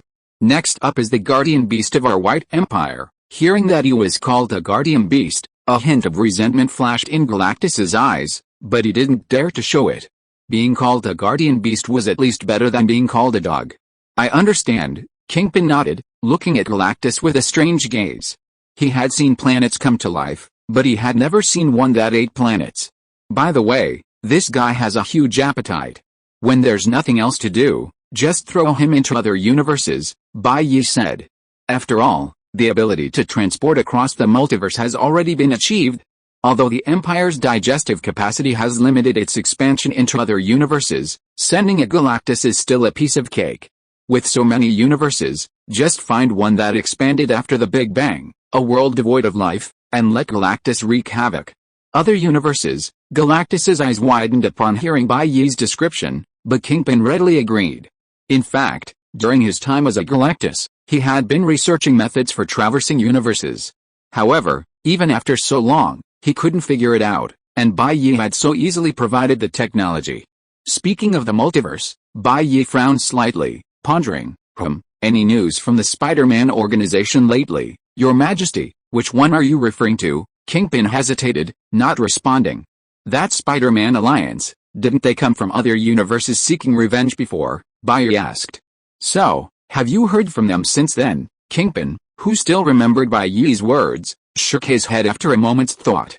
No, we haven't heard from them since the India incident. The few people that organization sent are still locked up in jail, Kingpin reported. Are you sure? Bai Ye raised his eyes slightly. Given the Spider-Man's personalities, would they tolerate their comrades being captured until now? As he spoke, his vision swept across the entire planet. He immediately detected the location where the Spider-Man had been imprisoned, and it was indeed empty. I knew those people wouldn't give up so easily, Bai Ye sneered. Without hesitation, the power stored within him by his self-limitation began to surge forth, and his rank continued to rise, expanding his vision outwards. In an instant, Bai Ye's vision began to radiate throughout the entire universe, and for a short time, the entire universe was enveloped within Bai Ye's field of vision. Then, his gaze radiated outwards to other universes. Near the universe where the White Empire was located, universe after universe was observed. 10 universes, 100 universes, 1000, 10 cap 10, 10 cap 100, 10 cap 10 cap 10. Every second, universes far exceeding the total number of particles in the universe were observed and searched by him. Countless worlds were discovered before his eyes. Within many of these universes, Bai Ye saw something interesting, but he temporarily set it aside. After about 6 seconds of searching, A hint of satisfaction flashed in Bai Ye's eyes. Found you. With that, his body leaped and vanished from the White Palace, or rather, from this universe. Before Galactus could react, Kingpin gently beckoned, "Don't just stand there. His Majesty is busy with many affairs of state and naturally has important matters to attend to. Now, you'll follow me," Kingpin said, putting his hands behind his back. "Galopian, right? His Majesty said you have a big appetite. Come with me and show me the world." "Wait, your wristwatch," Galactus interrupted, focusing his gaze on Kingpin's wrist. On Kingpin's wrist, a silver wristwatch gleamed, emanating a familiar aura. "What? This is a gift from His Majesty." "Is there a problem?" Kingpin said, a flicker of realization crossing his eyes. "I remember now. His Majesty made this after analyzing the glider's skateboard." "You're saying this is a replica?" Galactus stepped forward to examine the wristwatch, able to feel the surging, abundant energy within, richer than thousands of universes. The silver skateboard actually contained energy that Galactus had painstakingly accumulated over 10 billion years of devouring, only to be easily and completely destroyed after being acquired by Bai Ye. "Is the point that it's a replica?" "The point is that it was made by His Majesty," Kingpin said smugly. "A national treasure, you understand." Galactus fell silent at his boasting. What a strange point. Meanwhile, infinitely far away in this universe, lies a modern universe brimming with futuristic technology. This is Spider-Man 2099's universe, which he has also developed into the headquarters of the Spider League. Countless Spider-Men transit through here to maintain peace in other universes. But today, an unprecedented enemy has arrived, plunging this place into dire straits. Inside the organization, red light from an alarm system fills the entire organization. Countless Spider-Men from different timelines stare in astonishment at the anomaly inside. This has never happened before. What's going on? The alarm's triggered. This is the first time in so many years, right? No, it's the second time. I remember it triggered during an exercise a few years ago, so is this another exercise? So should we hide? These Spider-Men bantered amongst themselves, completely oblivious to danger. After all, they'd seen all sorts of dangers during past missions, let alone this being just an alarm going off randomly. In the control room, Miguel O'Hara of Universe 2099, the leader of the Spider-Man Alliance, was frowning as he studied the cause of the alarm. "Have you figured out what's wrong, Miguel?" a Spider-Man asked, leaning on the table. "Don't bother me. The instruments say our universe has been invaded, but we can't find the intruder." Miguel's brows furrowed behind his Spider-Man mask as the screen displaying the intruder was completely covered in red. What did this mean? Was the entire Alliance headquarters the enemy? "Oh, Miguel, I think you should look outside." The Spider-Man beside him nudged Miguel's shoulder. "Don't be silly, I'm looking for the intruder," Miguel said without turning around. The Spider-Man's voice trembled slightly. "I think I've found the problem. The intruder is outside." "What do you mean?" Miguel sensed something was wrong. The entire headquarters was unusually quiet. Apart from the alarm, there was no longer any murmur of discussion. This was unprecedented, after all.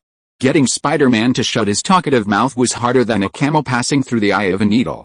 With a sense of foreboding, he looked up out the window. The once azure sky was now shrouded in darkness, the sun that had hung high in the sky obscured. By the light, he could see a gigantic figure staring at them from tens of thousands of miles away.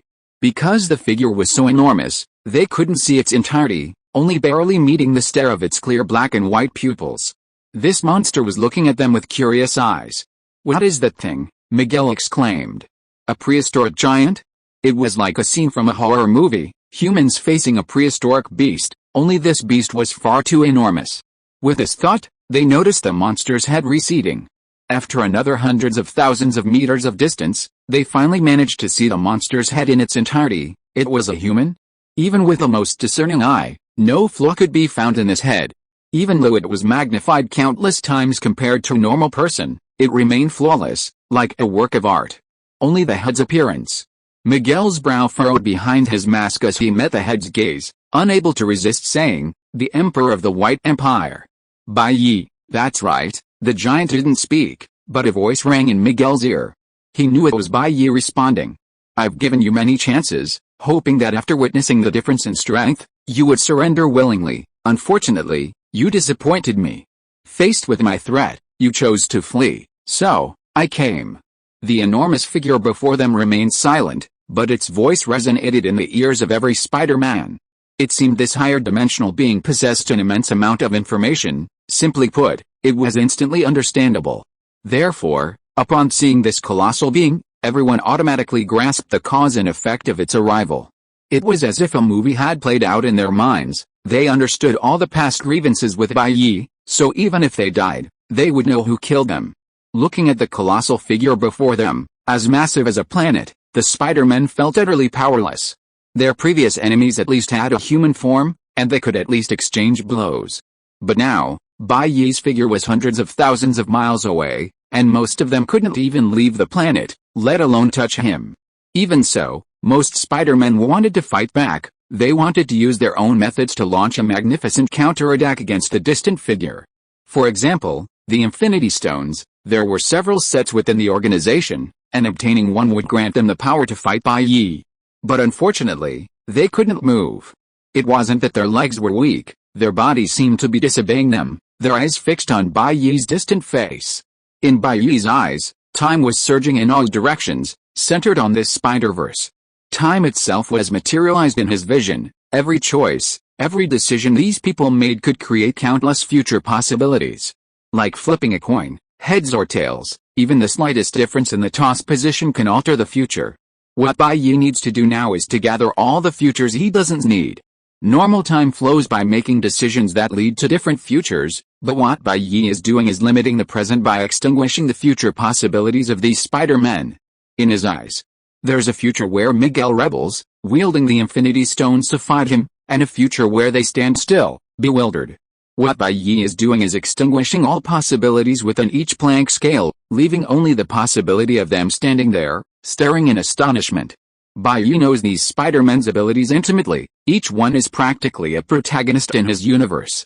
They've faced powerful enemies countless times and escaped unscathed, so Bai Ye won't give them any chance, extinguishing their possibility of resistance at its source. And after all possibilities are extinguished, these Spider-Men, for some reason, find their minds racing, countless plans flashing through their minds, only to be rejected and cancelled. Like an office worker lying in bed on a cold winter morning, thinking about getting to work immediately, but feeling unusually lazy and confined to the warm blankets. What Bai Ye did was extend this lazy time indefinitely. So, for a moment, tens of thousands of Spider-Men in the entire Spider League headquarters were all staring blankly at Bai Ye's gigantic head, exuding a terrifying and eerie feeling. This is the difference between Bai Ye and these Spider-Men, the gap in versatility. These Spider-Men might be able to reach or surpass him in a certain aspect. But facing this all-around warrior who has no weaknesses in any aspect, any flaw in these people will be magnified billions of times. This is what Marvel's strongmen call abnormal growth. The shortcomings are just too obvious. For Bai Ye, who has reached the point of exponential growth, there are only two possibilities when facing an enemy: instant kill or being instantly killed. Every second he can instantly kill countless versions of himself from the previous second, and the subsequent increase in strength can also instantly kill his current self. Unless one is exactly at the same level of strength as Bai Ye, and maintains the same rate of growth, there is no such thing as a prolonged battle. Victory or defeat is decided the instant the fighting begins. I have decided to destroy you all. Who agrees and who disagrees? At this moment, Bai Ye's voice rang in the ears of the countless Spider-Men within the Spider League headquarters. Undoubtedly, with Bai Ye's question, all opposing futures were extinguished. Even if the chance of agreement was extremely small, as long as it wasn't an impossible event with zero chance, it would become a certainty under Bai Ye's influence. Thus, to the astonishment of these Spider-Men, as far as they could see, arms were raised high. The enemy is inside? This place has been invaded too. The Spider-Man who hadn't yet raised his hand thought in disbelief, then saw his right hand also raised high. So I've betrayed them too? Chapter 363 Eroding the Universe. Breaking Free. 2099, under Bai Ye's control over countless futures, and faced with a choice of whether to kill themselves, the Spider-Men raised their right hands one after another. Like puppets manipulated by a performer, they stared at each other in shock and disbelief. Even without speaking, the meaning was clear through the eye patches of their Spider-Men's masks. Spider-Man Noir, Juan Difa, why did you raise your hands? Spider-Man Tyrannosaurus Rex, I don't know, maybe it feels more comfortable, so I raised them subconsciously. Spider-Man 2099, me too, I raised them subconsciously, and only just realized it. Spider-Man Noir, then put them down. Spider-Man Lizard, too lazy, then why don't you put them down? Spider-Man Indus, I don't know either, maybe we were controlled by some alien. Bai Ye was merely converging the timelines to a definite future. He wasn't affecting their thinking, but rather allowing them to choose from numerous options to execute the one Bai Ye needed. So these Spider-Men quickly realized that Bai Ye was behind it all, but they were still powerless to resist. Their abilities primarily manifested in strength, agility, energy, and weapons. These were superficial. They had no understanding of concepts like time and space, and could only gradually enter the web Bai Ye had laid for them. He watched the performance below with satisfaction. If he wanted, he could even manipulate the timeline to make these Spider-Men dance ballet to each other. Again, as long as the probability isn't zero, approaching infinity, it becomes 100% absolute. He could now completely control the future to achieve his desired outcome, leaving all those inferior to him in terms of power and strength utterly powerless, like lambs to the slaughter, slowly marching towards a hopeless end. After enjoying the Spider-Man's performance for a while longer, Bai Ye's head in the sky slowly opened its mouth. Then, to the horrified gazes of the Spider-Men, he bit down on them. Next, drowned in the illusion I've created for you. In their final moments, they heard Bai Ye's last message, before the colossal maw that blotted out the sky snapped shut. Crack. Not only this planet, but the entire universe was swallowed by Bai Ye, plunging into absolute darkness. In another universe, on a desolate planet, stood a dilapidated wooden hut. Inside were high-tech equipment incompatible with the environment, and several enormous, transparent experimental chambers. These chambers were filled with a green liquid, and within each chamber lay a naked man. Suddenly, a man abruptly opened his eyes, then smashed a chamber with his fist, rolling out. Clang. See. Cough cough cough, what is this stuff? It looks like the slime secreted by monsters in horror movies. A burly man pulled off his breathing mask, looking at the green liquid from the experimental chamber on his body, and complained disgustedly. This is a backup plan. I didn't expect it to actually come in handy, a calm and collected man replied, though his expression wasn't so pleasant. Wait. That voice, you're Miguel. Did you do this? A man beside him asked in surprise. Usually, the other party wore a mask. This was the first time he had seen his boss's face. That's right, Miguel, or rather, Spider-Man 2099, nodded. This is a backup plan I set up. As long as it's determined that the main body is facing an insurmountable predicament, this will activate, severing our consciousness from the main body and projecting it into the brain of the backup body I set up. No wonder you were being mysterious a few days ago about using our bodies for experiments. That means our original body has already been killed by that White Knight, a Spider-Man exclaimed in surprise. It might not be killing, it could be imprisonment, or even alteration of consciousness. Spider-Man 2099 stood up and walked to a huge screen. Anyway, we need to quickly determine the situation. Let's see what happened in my universe. What's wrong? Asked several Spider-Men nearby. Then their attention was drawn to the scene on the screen. On the screen in front of the Spider-Men, each universe was connected like a spiderweb, each radiating vibrant colors. The universe where 2099 was located had vanished, replaced by a giant red dot the size of the universe itself.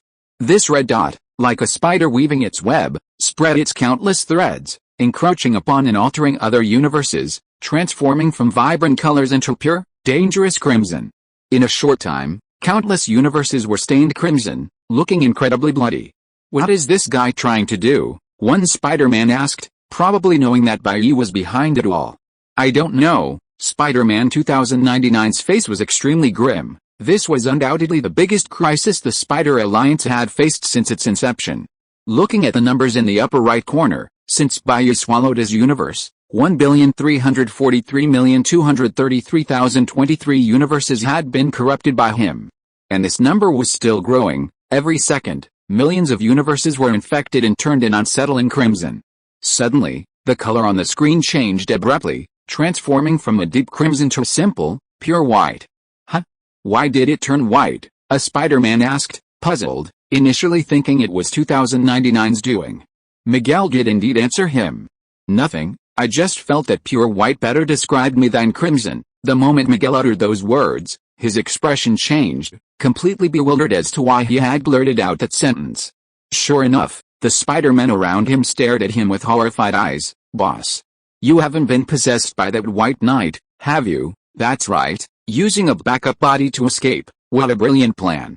If I hadn't checked the discrepancy in the number of corrupted universes, I almost would have been fooled," Miguel continued in a mocking tone, but his eyes turned utterly desperate. Amidst the horrified gazes of the Spider-Men, a hand suddenly emerged from the back of Miguel's neck. Then came a complete right arm, head, torso, and thigh. In a short instant, a White Knight had grown out of the back of Miguel's neck, surveying everyone present with a calm smile. "Now, don't try to escape. Accept my arrangements, my fellow spiders." Chapter 364. One person, myriad forms. The Spider Universe. Despair. Undoubtedly, utter despair. Facing a formidable foe like Bai Ye, even if they escaped to another universe, he would relentlessly pursue them in an incredibly bizarre way. Forcing his way out of a person's body was like something out of a horror movie. Bai Ye, brimming with confidence, crossed his arms and surveyed the group of people present. Miguel, whom Bai Ye had grown from, was now limp and pale, kneeling on the ground, as if the substances within his body had been absorbed. "Don't even think about struggling. Your backup plans have been completely deciphered by me. You won't have a chance to escape, or do you have a second plan?" He looked at the group, speaking in a joking tone. "What do you want to do?" Spider-Man questioned, looking at the man before him. "What do I want to do? Isn't it obvious?" Bai Ye shrugged and smiled. "Everything is already in your heads. Can't you figure it out yourselves?" "In your heads," Spider-Man murmured, his mind subconsciously processing the information, and then countless thoughts about Bai Ye surged within him. 25 years ago, on a rainy night, his memory was hazy. He only remembered that the rain was heavy. He was only 5 years old when he suddenly developed a high fever, and his Aunt May and Uncle Ben rushed him to the hospital that very night. However, their car broke down in the middle of the night, and with the torrential rain pouring down outside, they could only wait helplessly. "Is there anything I can help you with?" Suddenly, in their despair, a clear, angelic voice rang out beside them. His mind still hazy from the fever, he instinctively looked in the direction of the voice and saw a boy smiling at them in the rainy night. With a glimmer of hope, Aunt May and Uncle Ben asked what was wrong. The angelic boy smiled and invited them into his car, eventually managing to get him to the hospital.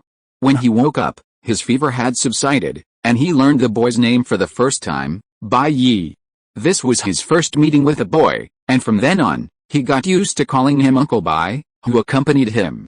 Wait, Spider-Man, lost in memories, widened his eyes, shook his head violently, and stared intently at Bai Ye, saying, "Uncle Bai, Bai Ye, what exactly did you do to my brain?" "It's simple, I just modified the memories in your brains," Bai Ye explained with a smile. "Didn't you want to know what I did? This is what I did to you." Following Bai Ye's words, everyone frantically recalled the memories in their brains, and in their memories, the proportion of their memories of Bai Ye became increasingly prominent. In the lives of these Spider-Men, Bai Ye might have been their teacher, their childhood playmate, or the Uncle Bai next door who had helped them. Foster father, friend, best friend, stepfather, teacher, principal. Bai Ye, Bai Ye, Bai Ye, Bai Ye, Bai Ye, Bai Ye. Countless identities intertwined in these people's minds, and in their impressions, Bai Ye's companionship gradually increased with the passage of time. It was like a spider web being woven, their memories being altered little by little, starting from infancy, changing their entire life trajectories. Looking at the boy before them, their gazes became incredibly complex. The image of their former enemy began to fade, replaced by a new one, a different identity, but all that remained were positive memories. So take a nap. When you wake up, the whole world will be different. No one will die, Bai Ye said with a seductive tone. Gradually, those present felt their brains grow increasingly foggy, their eyelids feeling incredibly heavy, and they fainted. Bai Ye watched with satisfaction, clapping his hands lightly. "Okay, all universes captured. The Spider Universe, totaling 1.7 billion, has officially begun its invasion." As his voice fell, on the screen beside him, the lines and universes that Bai Ye had invaded, now white, began to tremble wildly for no apparent reason. Each invaded universe, under Bai Ye's control, was implanted with a concept about him. Just as he had answered the Spider-Man earlier, he was implanting a concept of himself into these people's minds. But it wasn't about directly altering memories.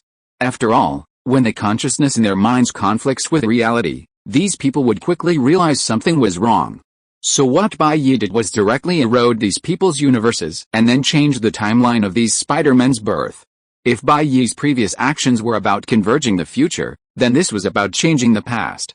By implanting his image and traces into these 1.7 billion universes, he left a mark in every universe these Spider-Men had visited. It was like the most advanced antiquing technique in antiques. When an antique, regardless of its appearance, form, age, or historical records, is from the Song dynasty, and countless pieces of evidence point to the Song dynasty, and no one can refute it, then it's an antique from the Song dynasty. Even the Heavenly King himself would be from the Song dynasty. What Bai Ye was doing at this moment was exactly that. After these people woke up, no matter what method they used to investigate, it would be useless. No matter what, Bai Ye was their family, friend, teacher, and adoptive father, and could withstand any questioning. Bai Ye used several full seconds to alter the universe of each Spider-Man, and then completely erased the traces of his enmity with them. I almost forgot, in the reappeared universe 2099, looking at everything restored to its original state, Bai Ye suddenly remembered something and clapped his hands, saying, I forgot to change Kingpin and the others' memories, to make the performance complete. How could the memory modification of Kingpin and the others be omitted? As soon as he finished speaking, in the Marvel main universe of the White Empire, all memories of the Spider-Man Alliance and the brains of Kingpin and related individuals disappeared. After finishing, Bai Ye looked at the Spider-Man Alliance headquarters, now bustling again, and snapped his fingers. Snap! With a sound, the frozen scene began to move. One Spider-Man after another walked past Bai Ye with nonchalant expressions, then raised their hands in greeting. Hey, Bai. Good morning. Hi, Spider-Man. Bai Ye smiled and greeted them. Hi, Bai, X10086. Hearing Bai Ye call out this title, countless Spider-Men within the Spider-Man Alliance raised their hands in greeting. Hey, there are too many Spider-Men here. Just call me 2099, Spider-Man 2099 said helplessly, shrugging. Okay, 2099, and all you Spider-Men out there, Bai Ye spread his hands, smiling as he loudly wished, if I never see you again, may you rest in peace this morning, noon, and night. If you are listening to this novel on a channel other than Fanfic World, it means it was downloaded and re-uploaded without effort. We warmly invite you to visit our channel, Fanfic World. There you will find the original version of this story and many other novels of various genres. We look forward to seeing you dive into a world of incredible novels. Chapter 365 The Only White Knight in a Diverse World. It was unclear whether it was morning or afternoon, but at a large conference table, Bai Ye sat with his legs crossed in one of the seats. Around this silver-white tabletop, made of steel and glass, were more than a dozen seats, all occupied by different versions of Spider-Man dressed in red and blue bodysuits. These Spider-Men were currently engaged in a serious discussion about which world had been invaded by objects from other universes and needed rescue. This was one of the reasons Bai Ye had kept them around. Allowing objects from different universes with different rules to roam freely could indeed cause environmental damage. Therefore, it was best to let these self-funded cleaners continue their efforts to maintain peace in the universe. Bai Ye wasn't participating in the Spider-Men's discussion at the moment, but instead performing a magic trick for Penny Parker sitting beside him. A black hat popped out of thin air through a low-probability quantum fluctuation, and then his right hand reached into the hat. At that moment, an event even less likely than the immediate explosion of the universe occurred. A spatial channel just happened to rise inside the hat, swallowing Bai Ye's arm. As Penny Parker stared wide-eyed, only her right hand, which was holding a lifelike dove perfectly formed from countless atoms, was pulled out of her hat. With a flick of the wand, through the convergence of future possibilities, the dove transformed into a mint-lime lollipop, which Bai Ye placed into the girl's slightly agape-mouthed in surprise. Uncle Bai, while Bai Ye was completely bewitched by Penny through a low-probability event, a helpless voice of Spider-Man rang out from the side. What's wrong? Bai Ye looked towards the source of the voice. It was Spider-Man from the 2077 Cyber Universe. Well, another reason Bai Ye kept these people around was to make them willingly smile at him for fooling them, and then unknowingly indulge in the illusion Bai Ye had created. Uncle Bai, we're in a meeting right now. Could you perhaps Tone it down a bit, Cyber Spider-Man gently reminded him. After all, the young man in front of him was Uncle Bai, who had grown up with him and taken care of him for many years. As a junior, it wasn't appropriate to be too forceful. Oh, Bai Ye glanced at Peony Parker beside him, who, realizing the inappropriate situation, blushed and sat up straight like a student, trying her best to play the role of a good girl. Actually, there was no need to invite me to this meeting, Bai Ye said indifferently. After all, I'm neither Parker nor Spider-Man, and there's a clear difference between me and you guys. I shouldn't be attending this meeting, no. No. No. Hearing Bai Ye's seemingly self-reproachful words, all the Spider-Men present erupted in an uproar. Spider-Man 2099 stood up and reassured him, Bai Ye, you shouldn't have such thoughts at all. Everyone knows about the relationship between Spider-Man and Bai Ye, just as every Batman's appearance inevitably leads to the death of his parents in an alley. Your choice to be Spider-Man's eternal ally is already written into the laws of the multiverse. Bai Ye will always be Spider-Man's trustworthy friend, and this rule will never be broken. You're like family to us, you shouldn't have such thoughts, 2099 stated seriously, and all the other Spider-Men around him nodded in agreement like pounding garlic. Alright, Bai Ye seemed convinced. Sitting back down in his chair. Few the dozen or so Spider-Men present secretly breathed a sigh of relief. At least things hadn't fallen apart. Everyone in the Spider-Man alliance knew Bai Ye's special status. Just like Uncle Ben, who was destined to die by Spider-Man's side, every Spider-Man had a Bai Ye who had accompanied them from childhood to adulthood. In countless multiverses, there were countless Bai Ye accompanying countless Spider-Men. This was originally an ironclad rule engraved in the rules of the multiverse, until recently. Because the Bai Ye in the universe where the White Empire resided completed a dimensional ascension, he gathered all the Bai Yes in parallel universes. From then on, the unbreakable bond between Spider-Man and Bai Ye was broken, and only one Bai Ye remained in the multiverse. In every other universe, Bai Ye's existence vanished without a trace, leaving only traces of his life and the remaining memories of these Spider-Men as proof that Bai Ye had once existed. This outcome left many Spider-Men who relied solely on White Knight devastated, some for years. Meanwhile, the Spider-Men within the League of Spider-Men conspired, discovering that White Knights in other universes had also vanished, sparking a massive search for him across countless universes. Just a few days ago, they successfully found the only White Knight in the universe of the White Empire, who revealed the truth. He was the embodiment of all those White Knights, possessing the experiences of each one. From that moment on, the bond between Spider-Man and White Knight in all Spider-Man universes was severed. In the newly created universe, White Knight would no longer exist. Thus, White Knight successfully patched up all the plot holes by defining the script, quite a brain-racking feat. Sitting back down, White Knight asked, "So what's the meeting going to discuss? You really didn't listen to a thing," one of the Spider-Men thought helplessly. "Actually, the content of this meeting is somewhat related to you, Bai." 2099 interlaced his fingers, looking at Bai Ye across the conference table. "It's about the White Empire. Is there anything wrong with me establishing the White Empire?" Bai Ye shrugged. "As you can see, you plan to expand the White Empire to other universes, which may cause large-scale conflicts," 2099 Spider-Man said seriously.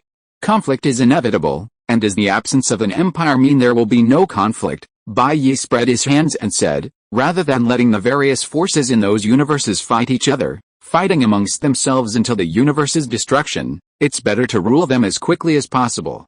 Temporary pain is always better than continuous bloodshed. In my White Empire, there is no death or disease, everyone is extremely well off materially, and can live better without working. Moreover, the laws are extremely detailed, and no one will bully the weak because of their strength. Isn't this pure peace? I am strong enough. As long as I exist in the Empire, the people of the Empire will never be oppressed by anyone other than me." Bai Ye looked directly at the Spider-Men present and said, "So, is there anything wrong with what I'm doing? Without me in the multiverse, I wonder how many people would claim to be emperors and kings. When war breaks out, will you be happy?" Bai Ye retorted. Chapter 366 A Harem Worth $1 Billion. Donning the Imperial Robe. 2099 Cosmic Spider Alliance. Bai Ye questioned everyone present, eliciting a moment of silence. "Compared to you all who can't even handle Kingpin, constantly harassing him but unable to eradicate him, haven't I resolved things more thoroughly?" Bai Ye's questioning silenced the room. After a long while, Penny Parker quietly suggested, I think Mr. Bai's right. Only then did 2099 speak slowly. We're not worried about the imperial system, but about you, mine. Yes, after all, we know your personality, not so stable, 2099 said with a wry smile, unsure how to best describe it. You said the empire is strong, and others won't have the chance to oppress it, but what if you're the oppressor? 2099 tried to speak calmly. Are you doubting me? Bai Ye's eyes widened. Besides, after conquering the empire, can't I enjoy it? Don't be so hasty. 2099 couldn't directly say yes. After all, they knew Bai Ye's personality well.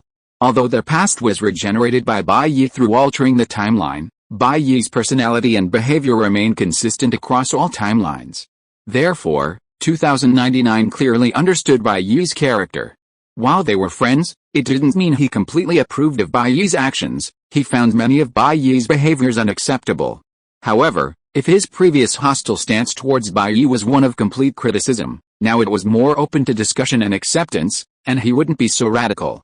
After all, he understood Bai Ye's personality and knew he wouldn't be as absurd as the emperors of the 5 dynasties and 10 kingdoms period. Moreover, Bai Ye's point was valid. Compared to the turbulent multiverse, a stable, unified dynasty was better. Furthermore, the empire could already provide an unlimited supply of resources. Although the system appeared futile, with sufficient material resources, the impact on individuals within the nation was minimal. On the contrary, individual authoritarianism under such conditions could be more stable. After all, Bai Ye had already achieved immortality and would continue with the White Empire. Therefore, there was no concern about a future feudal system leading to a successor whose quality depended entirely on luck. And most importantly, the White Empire's welfare system is truly excellent. Even in the fantasy world, it doesn't need to exploit anyone to achieve universal satisfaction. They'd love to have their universe join the White Empire. After all, their Aunt May is almost 70 or 80, and the White Empire's immortal retirement life for everyone is truly enticing. As everyone knows, 99% of Spider-Men are poor, and they also want their families to have a better life. Actually, there's another problem. Cyber Spider-Man coughed lightly. My sister really misses you. She's been heartbroken since you left, so she's been thinking about when you'll come back. Stop, I've ruthlessly cut ties with the past. Bai Ye raised his hand in refusal. Because there's real logic in those 1.7 billion universes, Bai Ye naturally accumulated many romantic entanglements, and then suddenly left, causing everything to hinge on his present situation.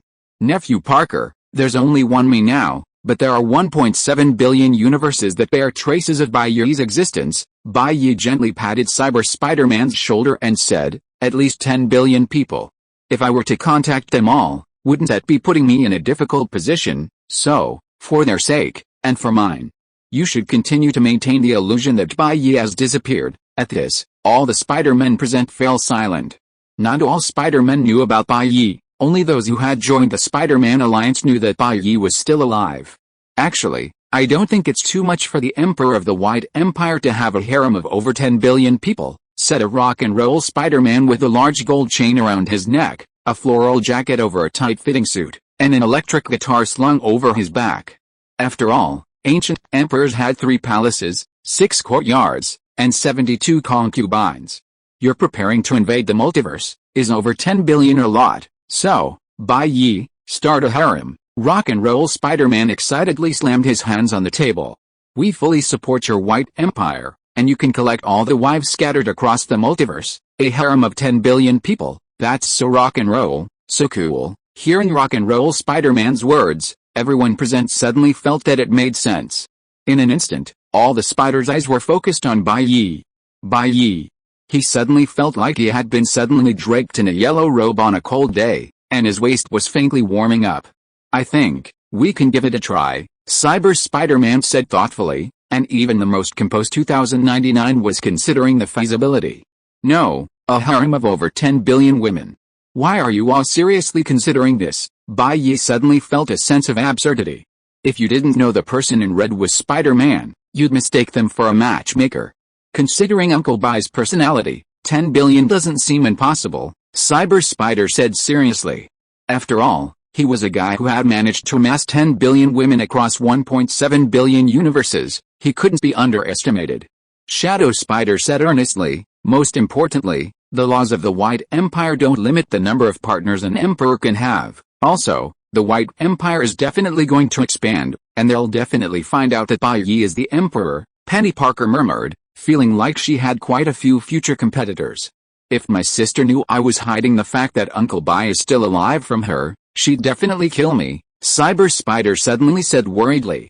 An electronic spider, embodied in machinery, slowly spoke, given Bai Ye's identity, looks, strength, length, stamina, frequency, personality. Calculations show that if he executes the billion-strong harem plan, the success rate is close to 100%.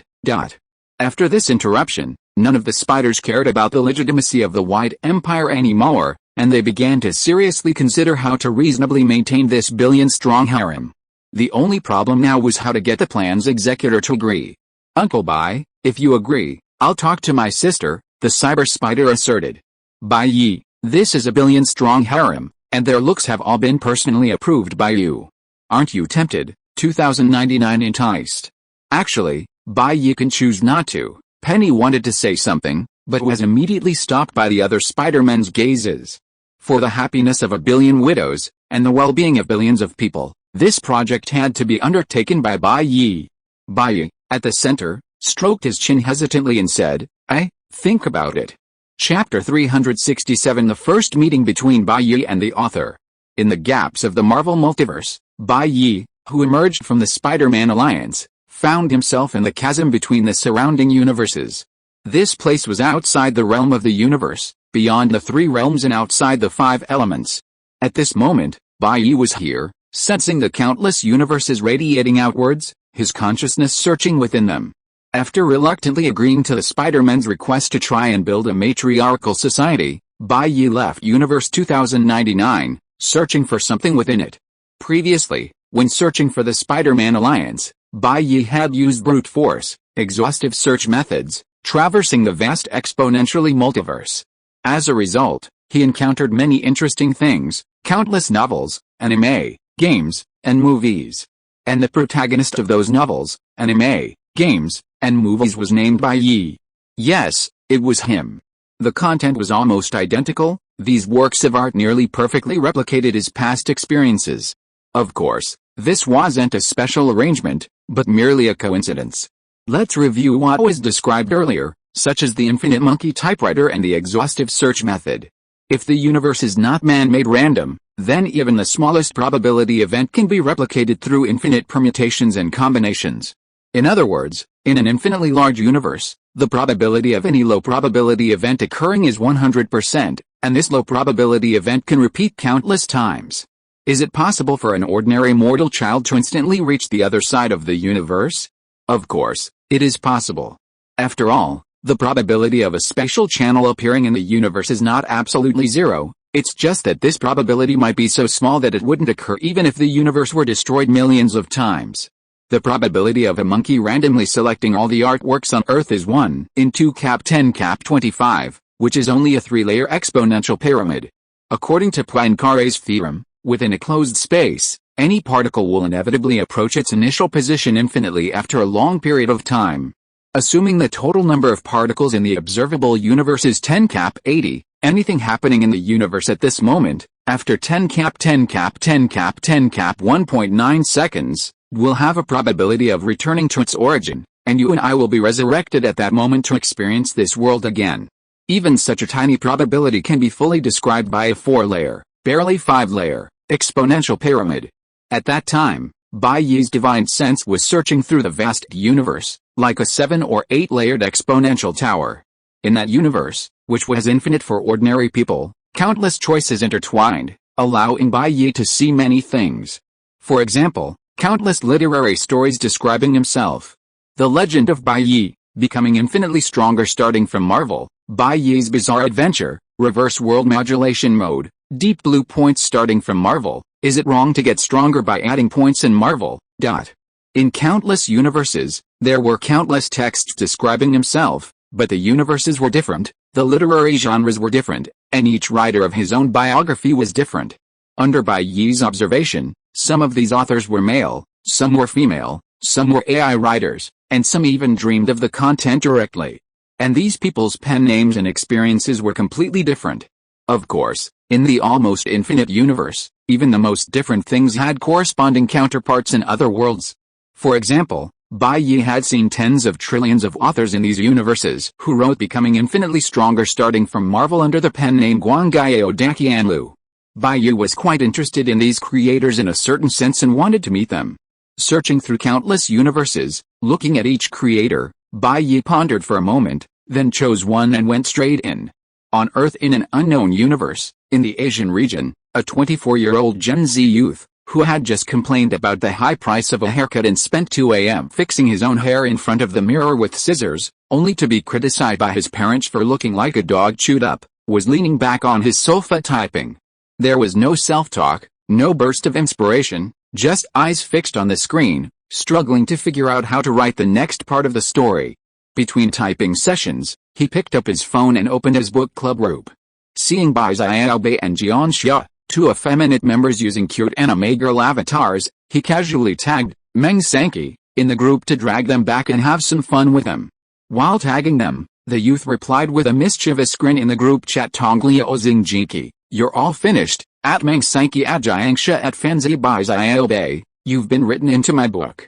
The group remained silent, everyone talking amongst themselves. Except for group member Jingzhong Hojing, no one paid any attention to the young man's words. After all, the author only needed to write, otherwise, he had no status in the group. How pitiful. This was Bai Ye's first sentence to the young man, his tone tinged with pity. At 24, he had accomplished nothing, only thinking about saving money to retire comfortably. He even harbored a hope for a stable, ordinary factory job, and was filled with hesitation about whether to continue writing. Simply put, he was acutely aware of his incompetence, lacked the perseverance to change it, and was indulging in simple desires and pleasures. Hearing the voice from the side, the young man subconsciously turned his head and saw a handsome man staring directly at him. Bai Ye shook his head and said, "You're so fussy. How could someone as fussy as you happen to write about my entire life?" Bai Ye, the young man subconsciously leaned back on the sofa, repeating the question with certainty. After all, he was the protagonist. He had personally chosen in his book to have a 1.5 level appearance, and the young man refocused his gaze on the computer placed on the bedside table in front of him. Chapter 367, and the plot had indeed reached this point.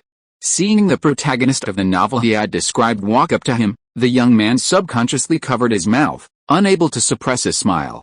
"I never expected this, I never expected this." The young man suppressed the corners of his mouth that couldn't help but curl up. Of all the infinite universes, it was you I met. No need for words, no need for explanation. The scene before him perfectly matched the content of the first half of the book he had just written. Without a doubt, he was the only lucky one in the Marvel multiverse, chosen by Bai Ye from the 7th or 8th level of the Index Tower universe. After defeating all the other authors who wrote about Bai Ye's picture books, all the radiant records of the Great Thousand Worlds, all the Tongliao Xingjiki, the only lucky one. "So, I'm in the Marvel universe," the young man, who used the pen name Guangayo Daqianlu, thought excitedly, already looking forward to his happy life ahead. Chapter 368, a radiant record of the Great Thousand Worlds. I desperately want to improve. On the sofa, Bai Ye watched the young man before him, who was as excited as Fan Jin after passing the imperial examination, without saying a word. Instead, he quietly sat down on the newly renovated sofa. Recalling the young man's pathetic first half of life, any citizen of the wide empire would feel pity. But now, he had won a huge prize, an opportunity to change the world presented itself before him. Would he continue to live a mediocre life, or would he achieve greatness? It all depended on this moment. "Bai Ye, take me away," the young man pleaded, his face masked with pain. "Writing novels is too hard. I lose sleep thinking about the plot every day, and readers even scold me for biting a lighter when I'm out of ideas. It's so difficult for me." As he spoke, the young man tried to grab Bai Ye's leg and beg, but the thought of being kicked in the face made him back down. "Is it painful?" Bai Ye looked at the young man in front of him. "Compared to my early training, disfiguring myself to kill someone and then eating raw meat, is this difficult? And the backstory you gave me in your book, orphaned, involved in the underworld, robbing banks, is that easier than yours? Compared to the protagonists in your stories, you, the author, are mentally incredibly weak." Bai Ye shook his head disdainfully. "It's all for making a living, for the so-called plot conflict, the young man said seriously. Besides, the relationship between you and me isn't that of creator and character. It's just that I happen to write a character whose past life experiences match yours. The first chapter I wrote today has already explained it very clearly. If I didn't write all this, then the character I created wouldn't be you, and I wouldn't have met you, would I? So, Bai Ye, please take me with you, the young man pleaded.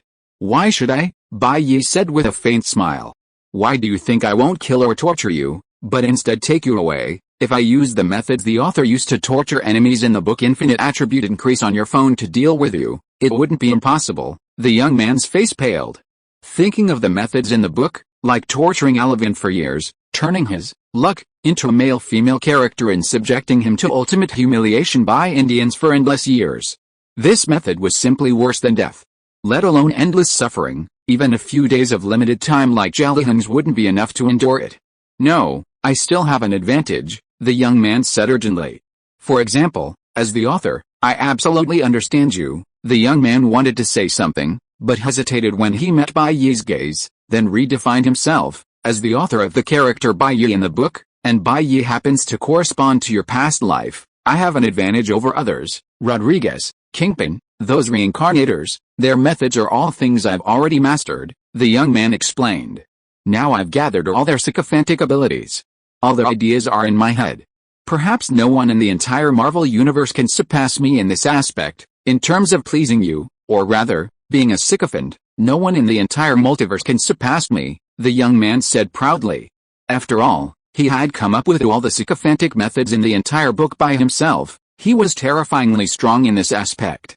In this respect, you are quite self-aware, Bai Ye nodded in approval. And my loyalty to your majesty is absolute, the young man said loyally. Of all the novels I've written, you're the most satisfying.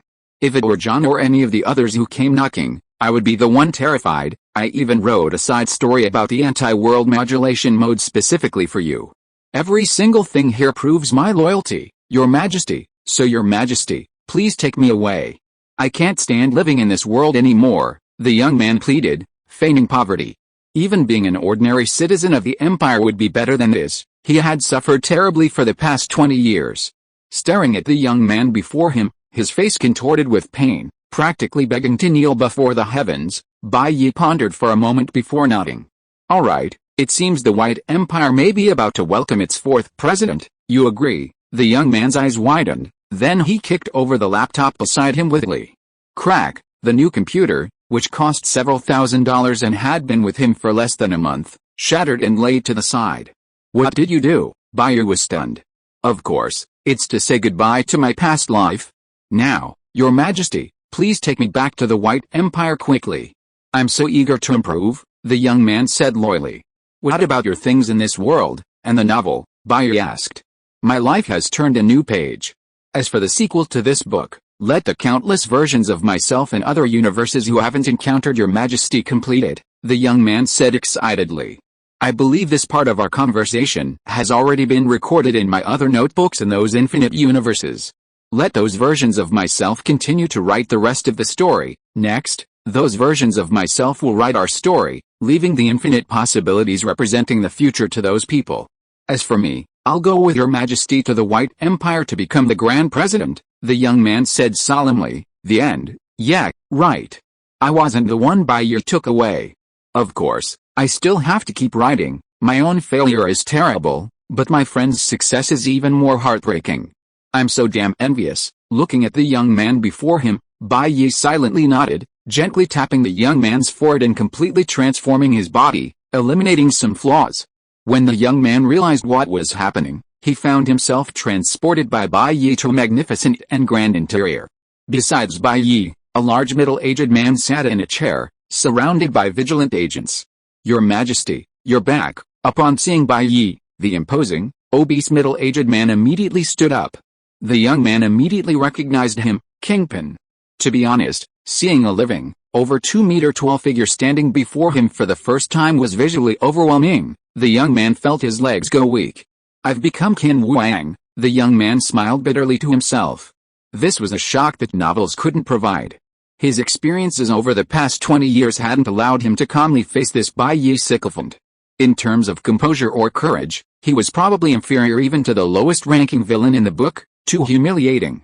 Seeing Kingpin stand up, Bai Ye nodded calmly. Then he pointed to the young man beside him and said, "This guy will be the president in the future, huh?" Kingpin was taken aback, looking at the young man, not understanding what was so special about him that Bai Ye had chosen him. But he still obediently nodded, without any objection. After all, he only needed to carry out Bai Ye's orders. "You must be Kingpin," the young man said, his legs trembling slightly, as he grasped Kingpin's arm. "It's an honor to meet you." Chapter 369. Everyone has a contribution to Practice 50. Inside the White House, Kingpin looked at the young man before him, whose expression betrayed a hint of fear as he gripped his large, fan-like arm. "Hello, please take care of me from now on." Kingpin nodded warmly, completely devoid of his outward arrogance, appearing instead like a genuinely agreeable gentleman. Although he didn't understand why this seemingly ordinary, unremarkable, and even somewhat timid young man had been chosen by Bai Ye, he didn't care. The empire was large enough to accommodate multiple leaders. But the empire was also small, only able to accept the rule of one emperor. "Then you two continue your conversation, I'll take my leave." Looking at the two, Bai Ye said calmly, disappearing from the spot with a single step. Throughout, he hadn't shown any strong emotions towards the young man, not even asking his name, fully demonstrating his indifference. As for the so-called narrative layer, that was utterly unnecessary fuss. After all, as long as the world approaches infinity, there are infinite possibilities. Does writing one's own story make one one's own creator? Then, are the authors of these autobiographies based on the lives of famous people their creators? This is outrageous. This kind of thinking is no different from associating a random coin toss with divine pronouncements. Frankly, the young man beside him was just an ordinary person, perhaps even a little lacking in courage. He didn't need any special treatment. Giving him the position of imperial president was just to see what this young man could achieve. However, even according to a novel, isn't it a bit too early to meet the author so soon? Bai Ye pondered. If following the established plot of a novel, even if the protagonist meets the author, it should be near the end. What kind of third-rate author would arrange for the two to meet so early? Readers would probably think the work is about to end. With this somewhat absurd thought, Bai Ye returned to his detached villa in New York. Although he had a formal imperial palace in New York City, that place was empty at night, uncomfortable to lie in, and only suitable for a couple of days for novelty. He really needed to sleep here. Lying quietly on the sofa, Bai Ye opened a chat group he hadn't opened in a long time. Looking at the messages in the group, he casually posted his recent accumulation. Administrator, Deep Blue, uploaded the group file, covering the sky technique. Please check. Administrator, Deep Blue, uploaded the group file. Everyone has skills practice 5.0 version. Please check. Administrator, Deep Blue, uploaded the group file. Everyone has skills practice accompanying techniques. Please check. The administrator sent a message. Looking at the content in the group file, other group members clicked in with anticipation. Is there a new version of Everyone Has Skills Practice? Gwen and other new group members clicked in with anticipation. They were incredibly excited about the techniques Bai Ye released. After all, each version update brought explosive improvements, and this time, they wondered what kind of enhancements were included.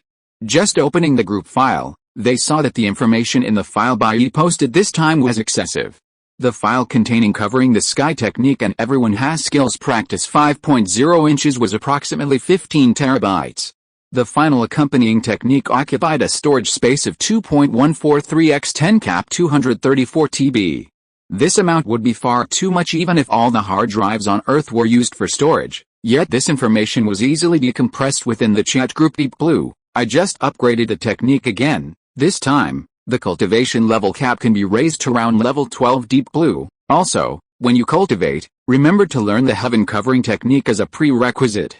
Once you have a sea of wheels within your body, you can then officially cultivate version 5.0. Level 12. All the group members looked at Bai Ye's level in the chat. 12. It was true, the group's level kept increasing along with Bai Ye's strength. With a strange sense of anticipation, the group members clicked on the accompanying techniques, and in the blink of an eye, a massive amount of information was downloaded into the chat group. Upon opening, the accompanying techniques contained countless categories, such as improving root bones, transforming comprehension, spatial teleportation, combat power amplification, etc., all of which could be achieved by selecting different accompanying techniques. Furthermore, as long as one learns Bai Ye's optimal techniques, even a pig could systematically cultivate to the level of an emperor within the next 300 years. In Zhen Yuang's smiling proud wanderer universe, in a magnificent palace, Yu Buquan sat on his throne, looking at the documents in his phone, a hint of excitement flashing in his eyes. At this moment, he was no longer dressed in his usual blue robe, but wore a golden dragon robe with outstretched claws, his expression exuding an extremely imposing aura. Beside Yu Buquan, a white-faced, beardless eunuch knelt and said, "Your Majesty, it is almost dawn. All the civil and military officials are waiting outside the palace. Please proceed with the court session." "Waiting? Then let them continue to wait," Yu Buquan said calmly. After cultivating Bai Ye's techniques to level 3, he could easily split a building in two with a single sword strike. From then on, he no longer concealed his ambition, storming into the palace that very day, and despite the opposition of countless people, he single-handedly ruled the entire country. He no longer cared about the Sun-Moon cult. After all, it was just Jianghu, the martial arts world, squabbles. Next, he planned to continue his journey to other continents, spreading the seeds of civilization across the globe. Then, he would venture beyond Earth into space to see if extraterrestrial life existed there. Of course, ruling the universe was merely Yu Buquan's future ambition. This was only his second day ruling the palace. Upon receiving Yu Buquan's reply, the eunuch beside him looked up in astonishment and whispered a reminder, "Your Majesty, this is only the first day of court. Such a delay might displease the officials." "Displease? HMPH, Yu Buquan sneered. "I am a level 3 expert. Who dares to kill me? Who can kill me? Let those people continue kneeling there. I need to continue cultivating, to achieve immortality as soon as possible. Don't bother me." With that, before the eunuch could speak further, he sat cross-legged on his noble throne and began cultivating according to the technique Bai Ye had just released. Meanwhile, the eunuch looked helplessly at the capricious emperor, gave a soft reply, and then quietly withdrew to inform the civil and military officials waiting in the hall that the emperor would not be holding court today. Chapter 370 The White Empire in Turmoil. The White House fell silent after Bai Ye's departure. "Sir, may I ask your name?" Kingpin asked the young man. "Oh, you can just call me Bai Ye," the young man replied, though this wasn't his real name. Surname Bai? Could he be a relative of His Majesty? No wonder he parachuted in, Kingpin muttered to himself, suddenly finding everything quite logical. Mr. Kingpin, where is President Rodriguez? Bai Ye asked curiously. After all, to avoid padding the story, he had subconsciously omitted Rodriguez from the book, and wanted to know where he'd gone in reality. Thanks to his language skills, Kingpin communicated seamlessly in Chinese throughout. He is in the neighboring mutant universe, handling all matters between the two universes, so he hasn't been here much. Kingpin wasn't surprised that Bai Ye knew Rodriguez. In that case, let's begin the new plan, Bai Ye said calmly, taking a deep breath. A new plan? Kingpin was taken aback. Why was this a case of a new broom sweeping clean? No handover yet, and he was already launching a new plan. Of course, the White Empire exists to serve White Knight. The so-called new plan naturally revolves around His Majesty, Bai Ye said. Has the president heard of the Truman Show? The young man asked mysteriously. The Truman Show? Kingpin paused, then immediately pulled up relevant information, understanding it perfectly. So you're thinking, since our White Empire's capabilities have caught up, what's wrong with constructing a real world? Bai Ye smiled. Not a fake fragment, but a completely new world constructed entirely with the Infinity Stones, with rules drastically different from the real world, hypnosis, world modulation mode, time stop, female tutor's guidance, Bai Ye excitedly recounted, revealing everything that Kidian, a Chinese online literature platform, had previously forbidden him to write. And then, after these worlds are modulated, all authority over them will be handed over to His Majesty, and the rest will be left to fate, Bai Ye said calmly. That's truly a genius idea, Kingpin said with certainty. In that case, let's get moving, Bai Ye urged with a smile. Of course, no problem, Kingpin said, quickly leaving the White House to get busy. Only after Kingpin left did Bai Ye's smile gradually fade, revealing a hint of heaviness. Actually, after arriving in the White Empire and losing his initial excitement, He realized that everything was different from what he had imagined.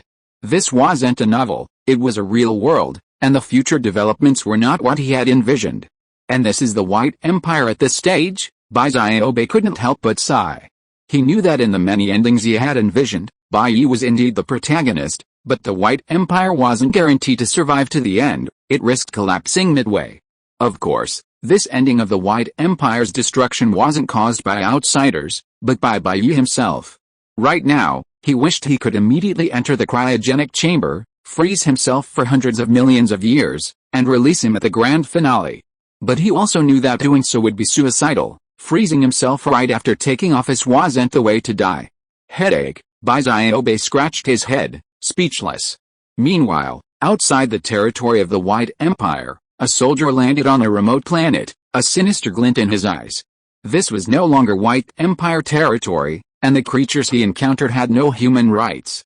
So, in the outer realms, he could do whatever he wanted. Without hesitation, his body arrived at an ancient village, observing the life forms that didn't resemble humans much. This was a humanoid planet he had searched for a long time in the universe to find. The extraterrestrial planets he had encountered before were filled with lizardmen and shell-like beings. He wasn't a ruthless soldier, how could he possibly accept that? Looking at the young women among them, a wicked smile flashed in the soldier's eyes, and without hesitation, he rushed into the village in front of the villagers. He was going to vent his negative emotions here. But the next moment, a faint light shone from the collar around his neck, and a flat, mechanical voice warned, "Imperial soldier, after psychological evaluation, your upcoming actions may infringe upon the rights of others. Please consider carefully. If you violate the Imperial law on public security and environmental protection, you will be stripped of your rights." Hearing Jarvis's warning around his neck, the soldier angrily retorted, "Why? Don't these guys have no human rights? What's wrong with enjoying myself?" According to the newly updated public order and good customs of the Empire, all multiverses are considered the territory designated by the White Empire. No one, except His Majesty, has the right to harm any life without cause. Damn it, they're so strict, the Imperial soldier grumbled, a hint of dissatisfaction with the Empire's laws creeping in. Although the Empire guaranteed their material well-being, these soldiers' moral character was somewhat lacking. Therefore, it was foreseeable that such dissatisfaction with the law would accumulate, eventually transferring to the Empire itself, until it reached a breaking point and exploded. Meanwhile, on the Empire's borders, 4 or 5 men with deep blue pupils were expanding the Empire's territory. These people weren't Imperial soldiers, but rather clones created by Imperial soldiers from a nearby timeline for convenience. Their mission today was to destroy a civilization in the universe that disrespected the Empire. Such a low-level civilization should have been a sure thing, but unfortunately, this clone seemed to have been overworked, setting the destruction area too large. As space within a radius of several light-years was annihilated, the terrifying destructive shockwave directly swallowed the upper body of one of the clones. After recovering, the clone calmly snapped its fingers, restoring the other clone. However, this time, because its head had been destroyed and restored, the resurrected clone no longer had the deep blue background representing mind control in its eyes. It regained its self-awareness. "I am a clone." The soldier who regained consciousness looked at the clones around him continuing their work peacefully, a trace of sorrow flashing in his eyes. Then, thinking of how the original bodies had treated them during this time, this sorrow turned into anger.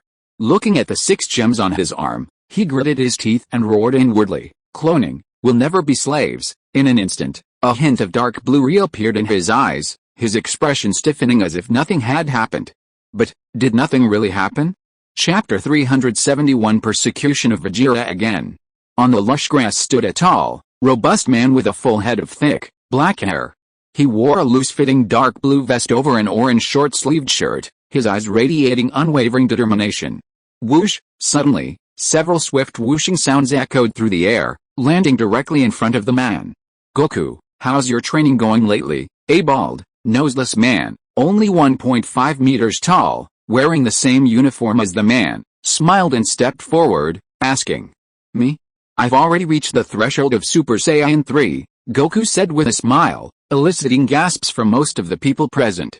These people were naturally several Dragon Ball warriors from the Dragon Ball universe. They had suddenly gathered together because the appointed time had arrived to join forces against the androids. However, compared to their previous tense demeanor, they were now completely unconcerned, knowing the plot. After all, things were different now. After obtaining the Everyone Has a Skill training manual from Bai Ye, not only everyone present, but even Bulma, had been training relentlessly to maintain her youth. After months of training, their fighting power has exploded compared to the original timeline. Facing the Dragon Ball warriors now, it's the unsuspecting androids who should be terrified. Even Perfect Cell would get slapped twice by now. "Oh, you've reached Super Saiyan 3 too," hearing Goku's reply, a cold, unceremonious voice said, "Why don't you fight me and see the difference between us?" Everyone helplessly looked to the side, where a haughty man in a dark blue, tight-fitting battlesuit stared directly at Goku, his gaze devoid of any other focus. Swoosh, as the provocative words fell, golden aura emanated from his body, and in an instant, his black hair transformed into a cascade of striking, distinct golden hair. A terrifying aura accompanied by physical effects manifested. The planet beneath their feet seemed to distort and tremble under his power.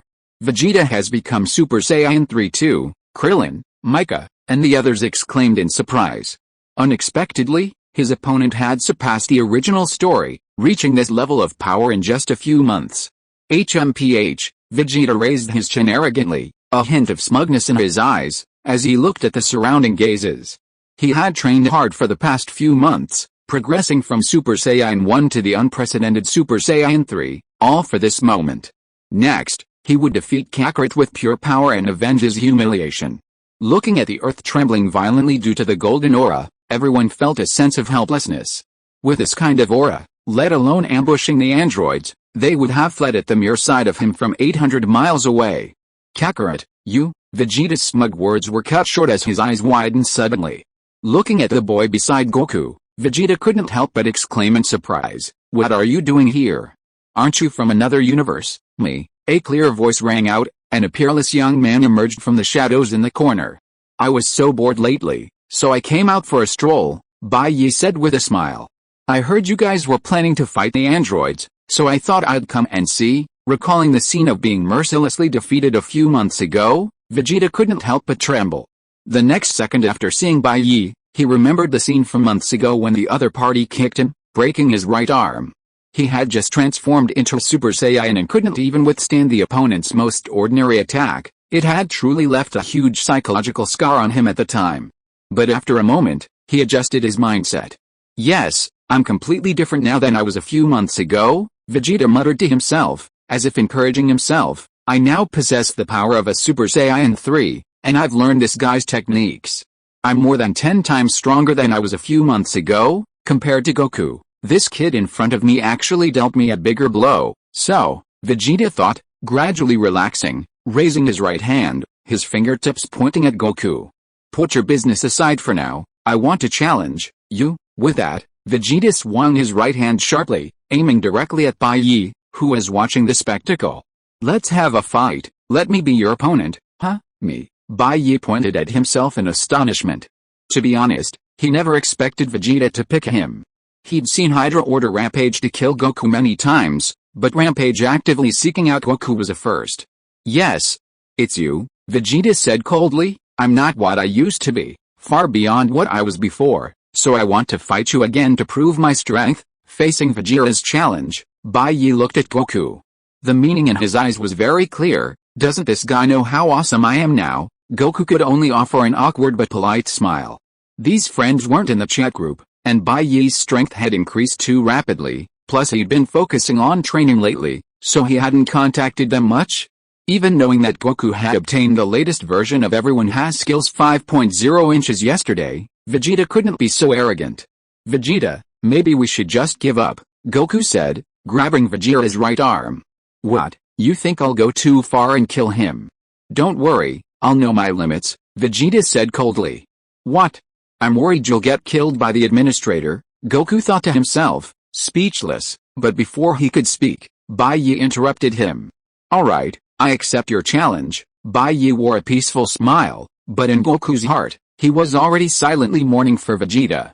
The main reason Vegeta was so confident he could defeat Bai Ye was the difference in time flow between the two worlds. Last time, on Bai Ye's birthday, everyone was invited to the White Empire to celebrate. When he returned, he discovered that 7 or 8 days had passed in his world. Clearly, the flow of time in Bai Ye's world was much slower than in his. Despite the near tenfold time difference, Vegeta, who had diligently trained for months, didn't believe he couldn't defeat Bai Ye. Very well, let's fight now. Vegeta, maintaining his Super Saiyan 3 form, wore a confident smile. Hey, hold on a minute, Bai Ye said with a smile, since you want to fight me in the arena, then of course we need an arena and an audience. With that, Bai Ye snapped his fingers, and the entire world began to change. If you are listening to this novel on a channel other than Fanfic World, it means it was downloaded and re-uploaded without effort. We warmly invite you to visit our channel, Fanfic World. There you will find the original version of this story and many other novels of various genres. We look forward to seeing you dive into a world of incredible novels. Chapter 372. Did Vadashi break a divine law? What exactly is that aura over there, in a certain town? Looking at the terrifying aura surging into the distance, golden flames could be faintly seen swaying in the wind. Dr. Gero and Android 19 were deathly pale. This was completely different from what they had expected. They had come out of the mountains to seek revenge on the Dragon Ball warriors, but they found the situation entirely different. Maybe we should run, Dr. Gero thought to himself, looking at Android 19, who was also pale. The next moment, they suddenly took flight, fleeing in the opposite direction of the aura. Feeling the air currents rushing past them, Dr. Gero sneered inwardly, keep being arrogant. Now that I've become a cyborg, I have the power of immortality. I'll deal with you when you're too old to move. With a sense of superiority based on lifespan, Dr. Gero flew towards the other side of the earth, deciding in his heart, like a certain 1,000-year-old demon king, that he would not come out until these people were dead. Where Sun Wukong and the others had gathered, Bai Ye gently shook his long, slender index finger. Since you're going to fight me, you'll naturally need an arena and spectators. As soon as he finished speaking, with a soft snap of his fingers, the entire earth trembled violently. Rumble. Feeling the violent tremors beneath his feet, Yamcha exclaimed, "What's happening?" "I don't know, Mr. Administrator, what did you do?" Sun Wukong asked. "I'm building an arena," Bai Ye explained simply. Krillin pointed in surprise into the distance. "Look there." Everyone looked in the direction he was pointing and saw skyscrapers rising from the ground in the distant city, being launched into the sky. Not only that, but using their sense of ki, they could see ordinary people mixed in with those buildings, being swept up and lifted into the clouds. Ah! A piercing scream echoed from all over the world as countless spectators were swept up and lifted into the air, experiencing a tremendous sense of weightlessness as they watched themselves fly shoulder to shoulder with countless buildings.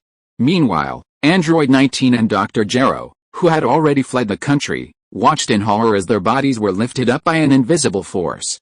No matter how much they struggled, they could only fly upwards along a fixed trajectory, then looked at the countless people around them, all as panicked as they were. "What on earth is happening?" Bai Ye laughed heartily and said, "Since we've come to Dragon Ball, how can we not witness the World Martial Arts Tournament?" As he spoke, Bai Ye used his great supernatural powers to teleport the entire landmass of Australia to the sky, with countless buildings densely packed together.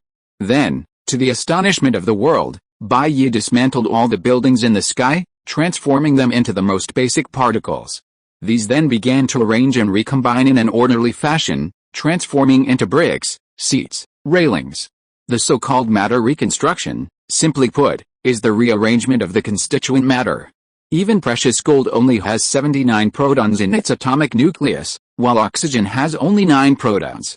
Therefore, by arbitrarily increasing or decreasing the number of protons, one can easily learn the art of turning lead into gold. Bai Ye's intention was to transform this landmass, roughly the size of Australia, into a world-class martial arts tournament arena capable of holding billions of people from around the globe. Crack, crack, crack, crack, countless substances were decomposed and then reconstructed. Before Vegeta's astonished eyes, a massive arena, narrow at the bottom and wide at the top, suspended in midair, was created by Bai Ye out of thin air. Inside the arena was a stage spanning several kilometers, where only Goku and his friends stood. Surrounding the stage were countless steps, and people from all over the world were firmly secured to it, looking at each other with panic. Because they had been brought there without prior notice, some were only wearing pajamas and were not in a suitable condition to watch. Bai Ye thoughtfully provided these unclothed spectators with coats, and even those on their deathbeds were given a life-saving prolongation. At this moment, Facing the entire planet's audience, Bai Ye, seemingly out of nowhere, held a microphone in his hand, his voice seamlessly resounding throughout the arena. I hereby announce that the 24th World Martial Arts Tournament will begin ahead of schedule. What's going on? The World Martial Arts Tournament, Bulma, who had also been pulled into the audience, sat in her seat, surprised. She felt her eyesight had suddenly improved considerably, allowing her to clearly see Bai Ye and the others in the center of the arena, miles away. Did he do this? In the crowd, a beautiful blonde woman looked at Bai Ye holding the microphone. Android 18, who should have been asleep, had been awakened early and had also come to the scene. Before this tournament begins, allow me to do a little warm-up. Bai Ye pointed to Vegeta beside him, whose face was ashen, and announced to the crowd, "This Mr. Vegeta is full of confidence and wants to challenge me. Let's see what he's capable of." Then, Bai Ye faced Vegeta and said, "The ring and the audience are now in position. Please make your move, Mr. Vegeta." Vegeta. Being roasted on the spot by Bai Ye, Vegeta wondered if he had broken some divine law. Vegeta's current mental state, a silent glance, a possessed tune, Private Marseille's Bai Ye-chan, what is she? What kind of despicable Saiyan is that? Killing me doesn't actually require this many people. If you're strong enough, one punch would be enough. Asking me so solemnly before you die, is this some kind of end-of-life care? 8 ducks, what is she? Did I break some divine law? If I told you you were this strong, I wouldn't have hesitated. Now look what's happened. I'm going to lose all the pride I've built up in my life. Bursts into tears. Vegeta's state of mind at that moment was probably this abstract, being pointed at by Bai Ye, being watched by the entire world, the words of surrender stuck in his throat. This has really blown up, Goku thought helplessly to himself. Bai Ye, however, maintained a warm smile throughout. After all, life has its ups and downs, and life is made more interesting by the presence of someone to liven things up. He was more than happy to have someone do it. Looking at Bai Ye, Vegeta's lips twitched slightly, and he uttered his first question, "How strong are you now?" He wanted to know the difference in their strength, hoping to ease his anxiety. "Me." After a moment of thought, Bai Ye spoke in a calm voice that echoed throughout the hall. "With your current strength, if your power increased by 75.4 billion times per second, you could probably barely withstand a punch from me 3 days ago in 96 years. As for me now, it would take a little longer to describe the gap between us in your understanding." Chapter 373 Piercing the Stars. His strength increases by 75.4 billion times per second, enough to barely withstand a punch he delivered 3 days ago. Even 96 years later, Bai Ye's words echoed throughout the arena, stunning everyone. Their enhanced vision caused them to stare blankly at Bai Ye. Even Goku and Krillin couldn't comprehend the implications. The Dragon Ball warriors present had trained relentlessly since childhood, enduring countless hardships, and even after a year of training, they could only increase their power by a few percent. In their battles, a difference of about 30% in power was already an insurmountable gap. Although they knew there was a huge difference between themselves and Bai Ye before he spoke, even Krillin didn't think the power gap between them would be so large. 1,000 times? 10,000 times? It couldn't be 100,000 times. But as it turned out, they had underestimated the situation. Even with their wildest imaginations, they couldn't have conceived of a difference of billions of times per second. It seemed that in Bai Ye's eyes, the difference in power was as simple as solving a math problem. Vegeta, who had trained diligently for over a decade, rain or shine since childhood, was merely the base of this math problem according to Bai Ye. What they found even more incomprehensible was that just a few months ago, they had witnessed Bai Ye and Goku fighting evenly. Now that Goku had become stronger, how could the gap between them have widened? In the stands, the Earthlings in the audience were all silently counting, trying to arrive at the answer. But they gave up, because the problem was too difficult. They couldn't solve it. The number was far larger than they imagined. Most could only vaguely conclude that it was very large. Meanwhile, Bulma on stage silently recited, "If we take Vegeta as the base 1, this number is approximately 7.5410 cap 60 60 24 365 96.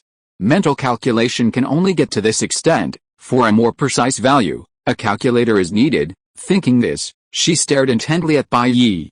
He had said this was only the value from 3 days ago. What level of strength had he reached now?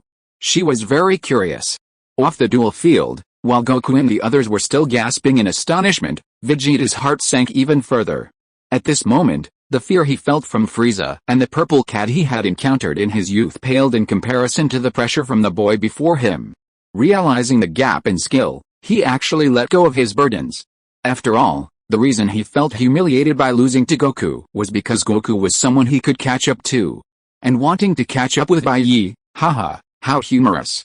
Taking a deep breath and slowly exhaling, Vegeta's eyes hardened again. Come on, Vegeta said, looking at Bai Ye, still sporting his Super Saiyan 3 golden hair. Shall we start the countdown before we fight? Oh, seeing Vegeta not defeated by the gap, but instead facing it head-on and adjusting his mindset, a hint of surprise flashed in Bai Ye's eyes. He could only say, as expected of the tragic Vegeta who had suffered defeats for years but always persevered, his arrogance was undeniable, but his mentality was truly admirable. Then I'll give you 3 moves, Bai Ye said casually. As he spoke, Goku and the others had already quickly retreated to the sidelines. Okay, Vegeta nodded seriously. He almost blurted out that Bai Ye should also go all out against him. But his strong will to survive stopped him. If Bai Ye were to deliver a serious punch now, not only would these 12 main universes be destroyed, but countless parallel universes that arose from them might also be obliterated with a single blow. 3 moves, Vegeta muttered to himself, his eyes becoming incredibly resolute, and his previously calm aura surged. Boom, a terrifying aura erupted from his body, shattering the hard stone bricks beneath his feet inch by inch under the force of his aura. Whoosh, in just an instant, the audience on the stage felt as if all sound had disappeared, as if the world had suddenly frozen. The sound of the wind, the chatter of the crowd, and even the waving arms of the people all stopped in midair, remaining motionless for a long time. This scene unfolded because Bai Ye had enhanced the eyesight and reaction abilities of these people. To ensure everyone could keep up with the pace of the battle, Bai Ye forcibly amplified their 5 senses. As a result, the world seemed to freeze. They could react, but their bodies were paralyzed. Even Krillin and the others felt incredibly stiff. In this silent world, the only thing moving normally was the terrifying figure radiating golden flames. Vegeta roared, swinging his right fist at Bai Ye. In this frozen world, sound couldn't travel properly, like a silent film. But even in the silence, the force of the punch could be felt. Bai Ye, with his flowing black hair resembling a demon god, slightly raised his left hand, blocking the path of the punch. Boom, under that powerful aura, all the spectators instinctively heard the sound of the punch. Then, Vegeta's kick slammed into Bai Ye's abdomen, again silently blocked.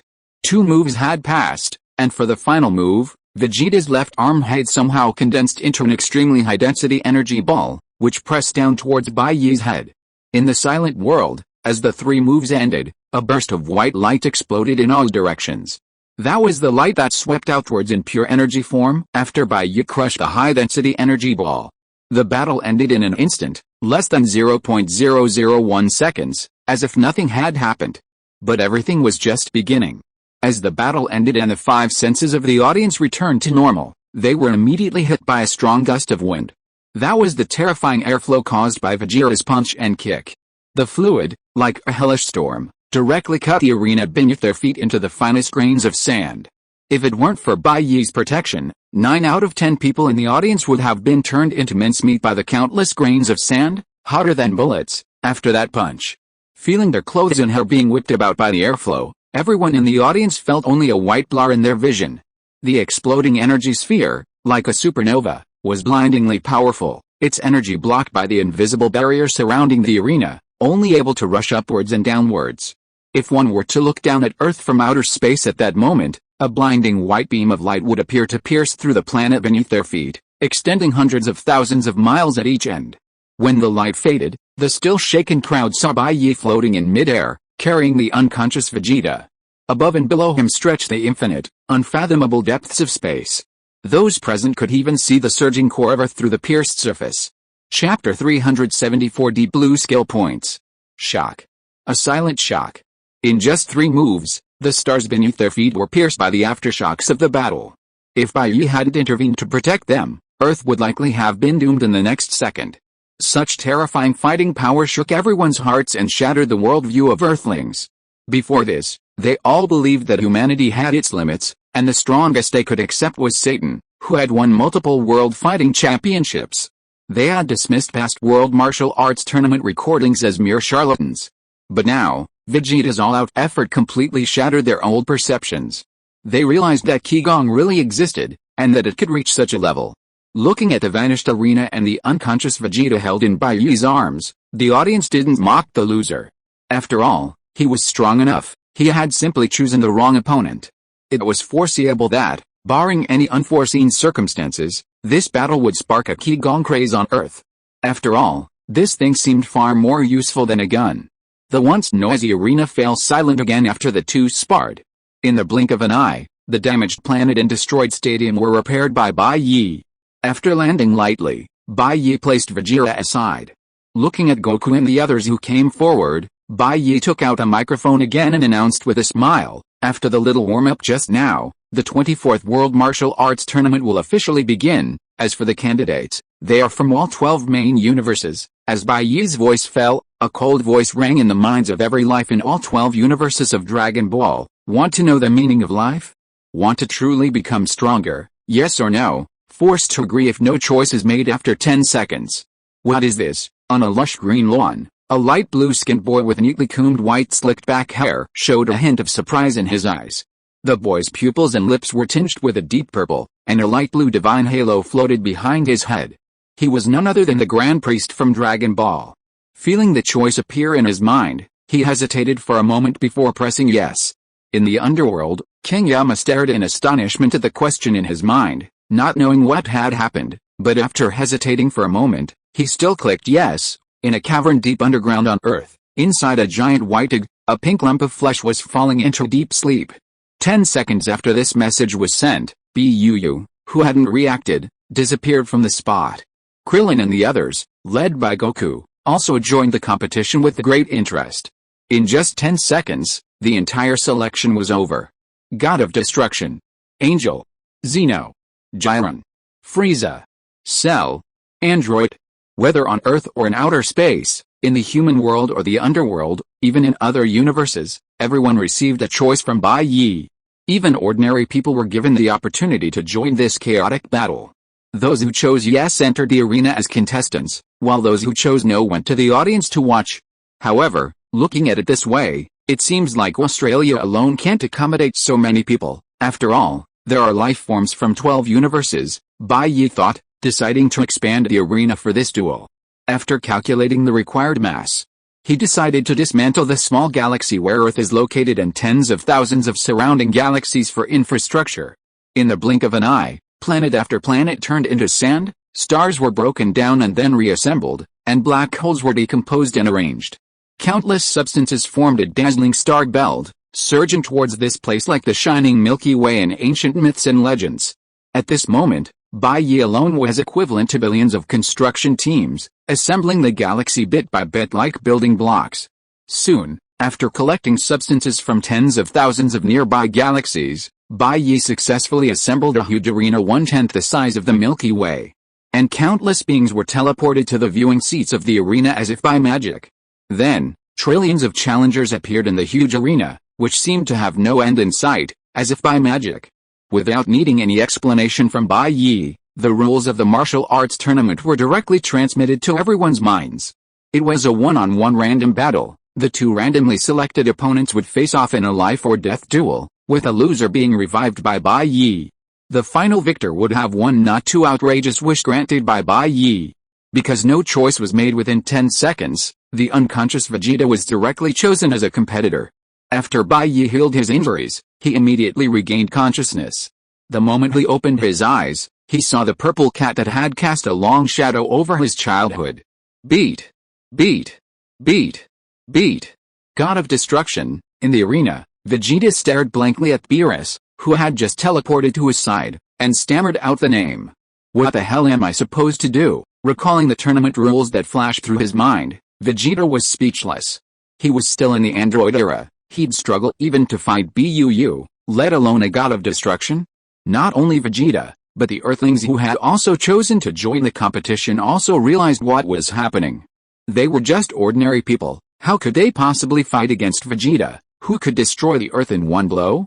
For a moment, the outcome seemed decided. The champion appeared to be the short guy in the crowd. After all, The Omni King could destroy the universe with a wave of his hand, wiping out everything in the entire galaxy with a simple gesture. Looks like it's over. Beerus glanced at the trembling Vegeta beside him. This guy was so weak he could be killed with a breath, and the Omni King probably thought the same of him. How could Bai Ye allow such a one-sided situation to happen? The next moment, new information entered everyone's brains. Deep Blue module loading. A cold voice appeared in everyone's brains. Deep Blue? Vegeta wondered, and then a Deep Blue virtual panel appeared in front of him. Name, Vegeta's strength. 10 training time. 0 plus claim newbie gift pack, yes or no? What is this? Vegeta pressed his finger on the yes button on the panel, and instantly, a massive amount of data exploded in his mind. Loading the cultivation technique everyone can practice 5.0 inches. Select Deep Blue skill points. Deep Blue skill points. Vegeta focused his gaze on the only icon with a plus sign on the panel in front of him. As his gaze settled, several options appeared above the plus sign. Training time plus 1 minute. Training time plus 1 hour. Training time plus 1 day. Chapter 375 Idle Cultivation. At this moment, in the arena created by Bai Ye, a full tenth the size of the galaxy, all beings from the 12 universes have gathered, from the Omni King Beerus to ordinary intelligent infants with only basic thinking abilities. Here, there are no distinctions of status, only differences in pure power and will. Teleported into the arena, some tried to fly away, but could not rise more than 10 meters off the ground. Some felt it was crowded and wanted to knock those around them away, but the energy they released exploded in place, unable to affect the surroundings.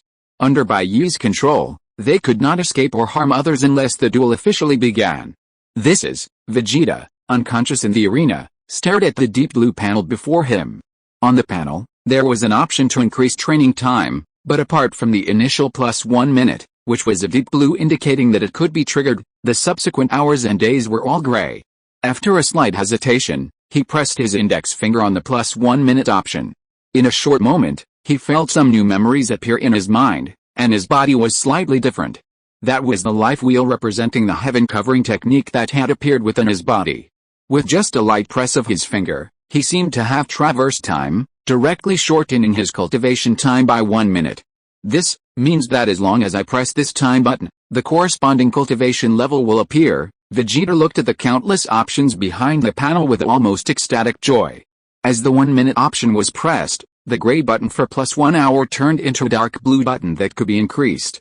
Without hesitation, his index finger directly touched the plus 1 hour button. The next moment, as time jumped again, a small spring opened up in Vegeta's sea of suffering. At the same time, in Vegeta's mind, the memory of him diligently cultivating for an hour in a deserted space jumped out. Sure enough, the button for a day of arduous cultivation lit up. Not only him, but everyone in the arena had the same dark blue panel lit up in front of them. As you can see, this is the item I gave you during the competition. Bai Ye's loud voice resounded throughout the entire arena, allowing everyone in the arena to hear it. Simply press the corresponding button, and I will encapsulate your time, placing you in an undisturbed space for the appropriate amount of time to cultivate. During cultivation, your bodies will be taken over, focusing solely on diligent practice and growing stronger step by step using the most efficient methods. There will be no risk. Upon your return, you will have gained the corresponding cultivation level and experience. Even after the competition ends, everything will not disappear but will be inherited forever. Hearing Bai Ye's words, everyone present was stunned, followed by unexpected elation. Such a good thing? A windfall from heaven? For a moment, the people on the dueling platform were overjoyed. The spectators in the stands, however, were filled with regret. They wanted this kind of freebie too. But soon, they discovered that every gift of fate came with a hidden price. After an hour of forced and human cultivation, they were already somewhat restless. The following day of cultivation only heightened their mental tension. Finally, a young man pointed to the end of his cultivation cycle, and a scream escaped his lips, attracting the attention of those nearby. Along with countless cultivation memories returned, so too did an overwhelming sense of exhaustion. In the void, their bodies were directly taken over, manipulated for cultivation in the most rigorous and efficient way. This included not only regular training but also combat training. They faced their future selves, those who had mastered magic. Through repeated battles with their future selves, they improved their skills and combat proficiency. Although Bai Ye guaranteed their safety, The intense pain and a week of relentless, agonizing training stretched the youth's spirits to their limits. Therefore, the moment they returned, their spirits crumbled. Finally, after 8 days, 1 hour, and 1 minute of arduous training, the youth's strength was fixed at level 2, as determined by Bai Ye. Looks like the first one to give up has appeared. Looking down at the entire scene, Bai Ye's eyes held a hint of pleasure. This battle wasn't about combat power, but about everyone's will. As long as their will was strong enough, those present could learn the techniques provided by Bai Ye and continue cultivating in the space. But humans aren't machines. Among the countless arduous training sessions under Bai Ye's supervision, very few could persevere. The fatigue and pain, amplified and unavoidable by Bai Ye's influence, would persist unless they were defeated. He gave these people the opportunity to become stronger. Among them, talent and bloodline varied. But as long as they worked hard enough on this track, possessing 10 or 100 times the willpower of those exceptionally gifted geniuses, they could definitely reach the end and become the strongest. Meanwhile, the screaming boy, looking at the next option, felt utterly exhausted and unable to continue. "No. I won't train anymore, I won't train anymore," the boy said in terror. The next moment, he was deemed worthless and instantly thrust into battle. Not only this boy, but nearly 20% of the participants in the arena couldn't withstand a week of continuous arduous training. Bai Ye deemed them all lacking potential and forcibly threw them into the arena to fight. In an instant, the entire dueling arena erupted in shouts of battle. The losers were resurrected by Bai Ye and forced to leave the stage, while the victors would recover from their mental exhaustion and face the choice of increasing their power once again. "Just winning one round resets my physical condition," Vegeta looked at the contestants around him who had won a round, a hint of disdain flashing in his eyes. "HMPH. Just a little fatigue. I'm the Saiyan Prince," Vegeta said arrogantly, fearing no one in a battle of willpower. Thinking this, he pressed his finger on the 1-week option. When it reappeared, his power had increased by 30%. He pressed his index finger, and this time jumped again, directly to 1 month later. His power increased to 300% of its original level. A trace of weariness flashed in Vegeta's eyes. The accumulated fatigue and pain of 38 consecutive days had begun to cause a slight mental lapse. Even his thoughts were somewhat numb. Looking at the 1-year option before him, Vegeta hesitated for a moment, then pressed down hard. Thud. Time passed, and when Vegeta came to his senses, his eyes bloodshot as he surveyed his surroundings, he realized he had been teleported back from the training space. Vegeta licked his slightly dry lips. A year has finally passed. End of this chapter. Thank you so much for reading until the end. Don't forget to give it a like. Looking for more exclusive content and immediate access? Subscribe to our Patreon. Remember, every like, subscription or donation encourages us to continue. Thank you all. See you in the next video.